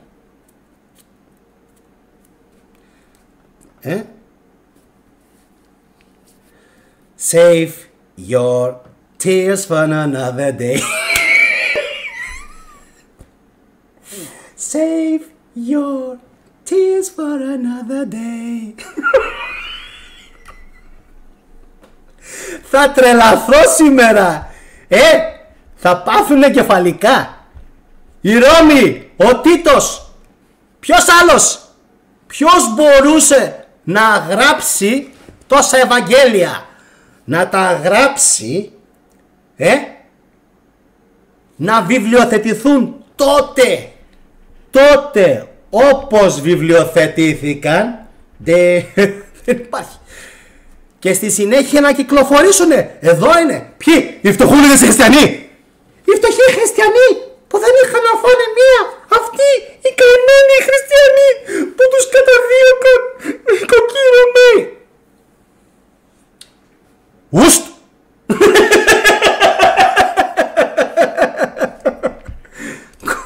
Θα έλεγα τώρα τίποτα. Δεν υπάρχει. Δεν υπάρχει. Κάτσε ρε εσύ. Εδώ δεν μπορεί να σώθει μια επιστολή από την αρχαία Ελλάδα. Από την αρχαία Ελλάδα. Που γράφανε μέρα νύχτα οι αρχαίοι Έλληνες. Και έχουμε λοιπόν τα Ευαγγέλια. Βγείτε αύριο, τσουγκρίστε τα λίγο, πείτε τα με τα χριστιανά. Δεν θα πάθουν τίποτα. Το ξέρουν κατά βάθος. Το περιμένουν κατά βάθος. Το 80 και το 90 που ήταν λοιπόν πανάκριβη η γραφική ύλη. Έχουμε τον Παυλάρα, τον Παυλίνο, τον Παυλούκο, ο οποίος στέλνει συνέχεια επιστολές. Γράφει, στέλνει, γράφει, στέλνει, γράφει, στέλνει, γράφει, στέλνει. Ανασύνα μου που λένε και οι Τούρκοι. Καλά τους κάνω. Καλά τους κάνω. Ανασύνα μου, αλλά τι ανασύνα μου. Για όσους ξέρουν τι σημαίνει, όσοι είστε πόντιοι, ειδικά από τα μέρη μου, από την Τραπεζούντα και την Κερασούντα, ανασύνα μου, αλλά τι ανασύνα μου. Λοιπόν, στέλνει ο Ιώσι, λανθάνουσα γλώσσα. Ο Παύλος, ο Ιώσιπος λοιπόν, αποκαλύψαμε το μυστικό του, αλλά έτσι είναι. Λοιπόν, αυτός εδώ ο τυπάκος δεν σταματά να στέλνει. Δεν σταματάει να στέλνει. Και τι δουλειά κάνει ο Παύλος? What's his job? Was ist seine Arbeit που λένε οι Γερμανοί? Τι δουλειά κάνει? Σκηνοποιούλης είναι ο καημένος. Να σου πω κάτι λίγο. Σας είπα, save your tears for another day. Κρατήστε τα κλάματα και τα δάκρυά σας για άλλη μέρα, όχι για σήμερα. Ο σκηνοποιός, ωραία, έστειλε τόσες επιστολές. Ο Πολ, έτσι. Ξέρετε πολλούς σκηνοποιούς από εκείνη την εποχή? Θα κάνω όπως κάνανε οι Φαρισαίοι που σκίζαν τα ράσα τους. Ξέρετε πολλούς σκηνοποιούς εσείς από εκείνη την εποχή, φίλοι μου χριστιανοί, πολυγραφότατοι σαν τον Παύλο? Nein. Όχι. Γιατί?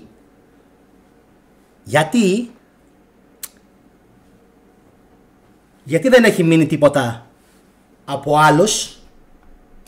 Γιατί έχει μείνει μόνο από αυτούς? Γιατί ήτανε ο γραμματέας των Φλάβιων. Πάρε και μια αλήθεια. Ανάμεσα στην τρέλα και το χαβαλέ που κάνουμε, γιατί αυτό σας αξίζει.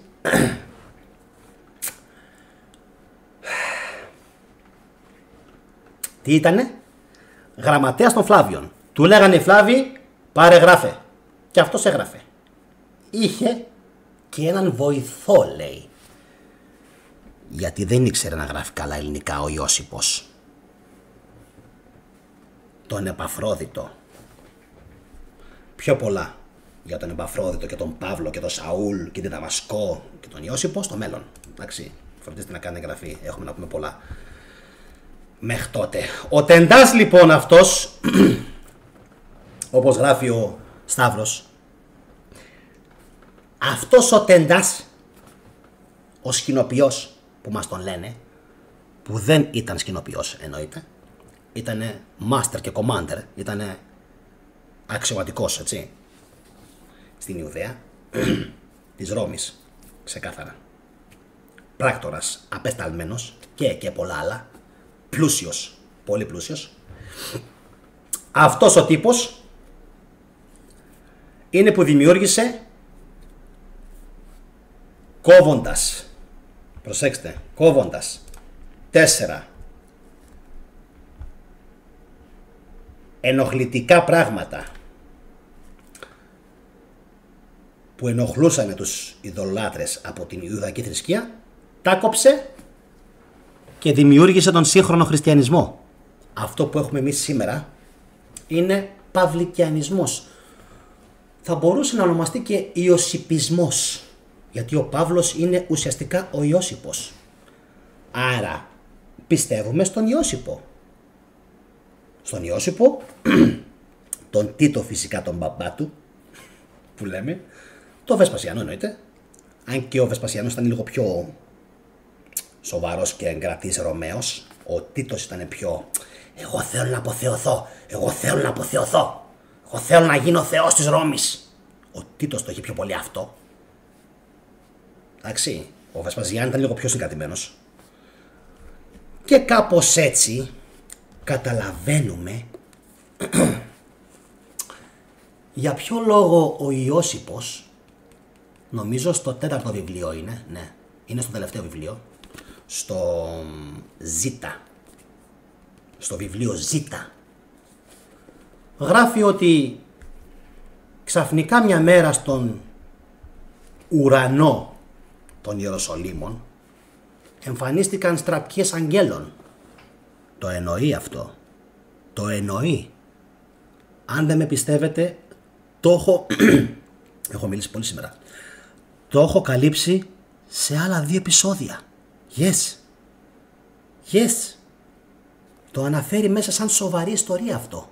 Σαν ιονό του Βεσπασιανού και του Τίτου. Ότι ο κόσμος είδε στον ουρανό ουράνια άρματα και στρατό.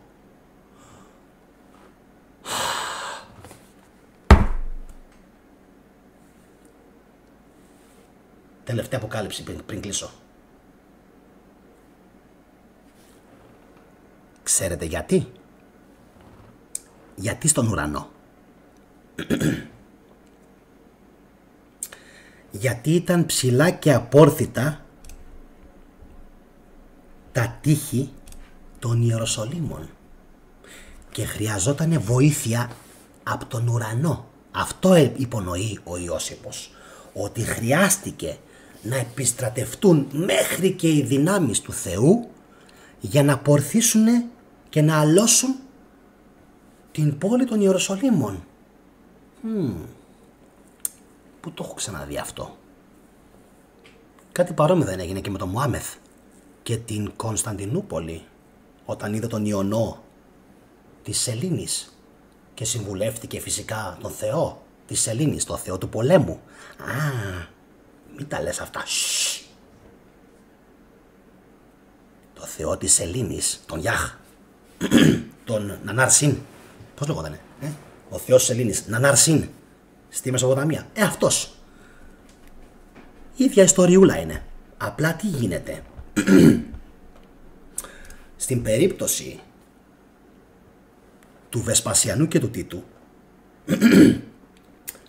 χρειάστηκαν αγγελικές δυνάμεις. Το λέει μέσα, παιδιά, το λέει. Θα το κάνω εκπομπή ξεχωριστή. Μόνο με αυτό. Θα το ονομάσω ο ουράνιος πόλεμος. Θα βάλω μεγάλο εξώφυλλο. Έτσι. Ο πόλεμος των ουρανών ή πόλεμος στον ουρανό. Το περιγράφει αυτό ο Ιώσιπος, ο οποίος είναι, λέει, ο πιο τέλειος τέτοιος, πώς λέγεται, ιστορικός του πρώτου αιώνα. Χρειάστηκαν λοιπόν οι δυνάμεις του Κυρίου, του Θεού, όποιος και αν ήταν αυτός ο Θεός, για να μπορέσει τελικά να αλώσει την πόλη. Φανταστείτε πόσο τους είχε ζορίσει το μεσιανικό κίνημα. Γι' αυτό και δεν αναφέρει τίποτα ο Ιώσιπος. Για το ποια ήταν τα αίτια που οι Εβραίοι λύσαξαν τόσο πολύ. Το αναφέρει μέσα. Είναι τρομερό αυτό. Παιδιά, είναι τρομερό. Αφηγείται τον Ιουδαϊκό πόλεμο ο Ιώσιπος. Κάτσε λίγο, να το παίξω και λίγο σοβαρός. Πώς κάνει η πολιτική τα χέρια, Εδώ. Θα κάνω πολλά για τη χώρα. Γελή, άχρηστη, άχρηστη. Λοιπόν, να το παίξω. Πω. Απίστευτο. Έχουν ξεγελάσει όλη την ανθρωπότητα αυτοί οι άνθρωποι. Έχουν ξεγελάσει όλη την ανθρωπότητα. Εντάξει, επαναλαμβάνω ότι ιστορικός του πρώτου αιώνα λέει αυτό το πράγμα με την ουράνια στρατιά. Και επαναλαμβάνω, για να τελειώσω, πόσο τους είχαν ζορίσει, εντάξει, τους Ρωμαίους οι Ιουδαίοι, και πόσο παραλίγο στην γλώσσα των Ίνκας το παραλίγο λέγεται τσούλακ. Όταν θες να πεις σε κάποιον παραλίγο να τα καταφέρεις, του λες τσούλακ. Λοιπόν, παραλίγο να τα καταφέρουνε. οι Ιουδαίοι. Και αυτό προφανώς το βασίλειο του ουρανού που τελικά κατάφερε να κατακτήσει ο Τίτος ήτανε τόσο σημαντική νίκη για την Ρώμη, που αν δεν το έχετε καταλάβει σήμαινε πως σε περίπτωση και ενδεχόμενο οποιασδήποτε ήττας από τους Ιουδαίους, ναι, οι Ρωμαίοι θα παίρνανε τον μπούλο. Ακριβώς όπως σας το λέω.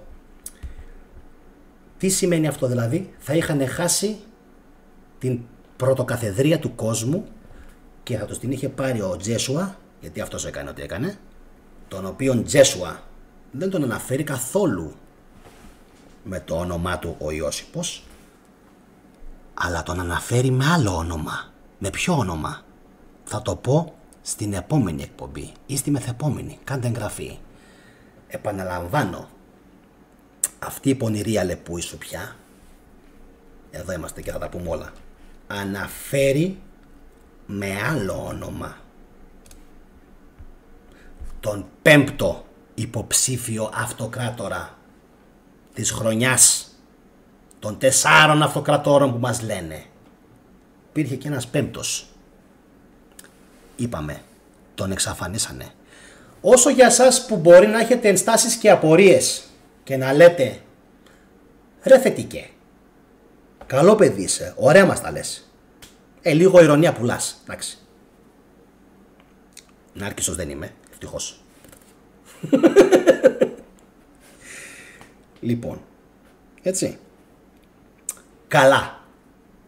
Είναι δυνατόν να μπορέσουν να εξαφανίσουν έναν βασιλιά, ένα ολόκληρο βασίλειο και ολόκληρη την ιστορία? Yes, μπορούνε. Και ξέρετε γιατί μπορούνε? Γιατί και σήμερα το κάνουνε όλοι. Σήμερα. Τι? Δεν το κάνουνε?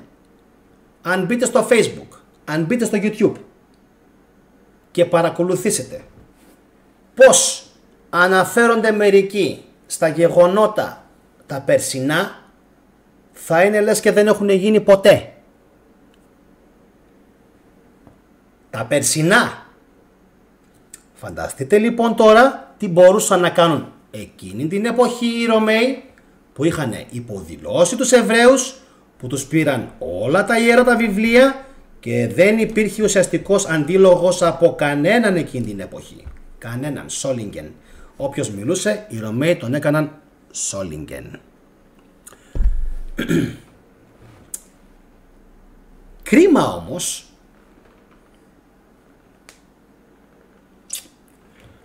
για τους Ρωμαίους, πολύ κρίμα.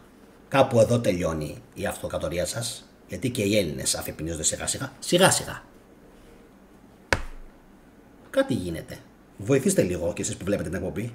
Τσιγκλίστε λίγο παραπάνω τους διπλανούς σας. Έλα μαλάκα, ξύπνα, ξύπνα, δες θετικό, ξύπνα. Δεν θες να δεις θετικό? Άκου εμένα τι θα σου πω. Τι άκουσα, τι είπε. Εντάξει. Εγώ γιατί να γανιάζω μόνο εγώ? Να γανιάστε λίγο κι εσείς. Λίγο. Λίγο. Δώστε λίγο πόνο κι εσείς. Λοιπόν, δυστυχώς για τους Ρώσους, για την Εκκλησία της Ελλάδος, για τους Ευαγγελιστές, για τους Ταλιμπάν της Αμερικής και για τους Σιωνιστές, γιατί και αυτοί είναι μέσα, όλοι αυτοί προσπάθησαν να εξαφανίσουν, πάμε πάλι το σοβαρό, την γνήσια αιστεία του χριστιανισμού. Κοιτάξτε με, αύριο αυτά να λέτε στον κόσμο. Την γνήσια αιστεία του χριστιανισμού, που δεν ήταν το Ισραήλ, που δεν ήταν ούτε καν η Παλαιστίνη.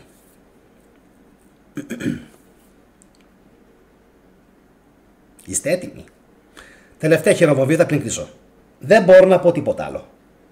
Τελευταία χειροβομβίδα πριν κλείσω για όλους τους φίλους, τους 311, αρκετοί είμαστε, που έκατσαν και με είδαν μέχρι τώρα. Μη φύγετε, τελευταία χειροβομβίδα. Ο χριστιανισμός δεν ξεκίνησε ούτε στο Ισραήλ ούτε στην Παλαιστίνη. Οι πηγές του ήταν άλλες. Οι πηγές του, οι μάνες, οι μήτρες του ήταν άλλες. Και ήτανε οι περιοχές που θα σας πω τώρα και θα ήθελα όλοι να κάνετε like και εγγραφή και να κοινοποιήσετε πριν φύγουμε. Η Ιορδανία, Λίβανος, Συρία, Ιράκ, μην το πεις, θα το πω, και Περσία.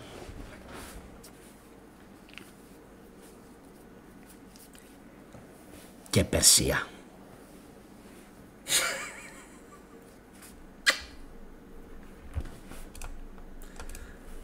Τα υπόλοιπα σε επόμενες εκπομπές.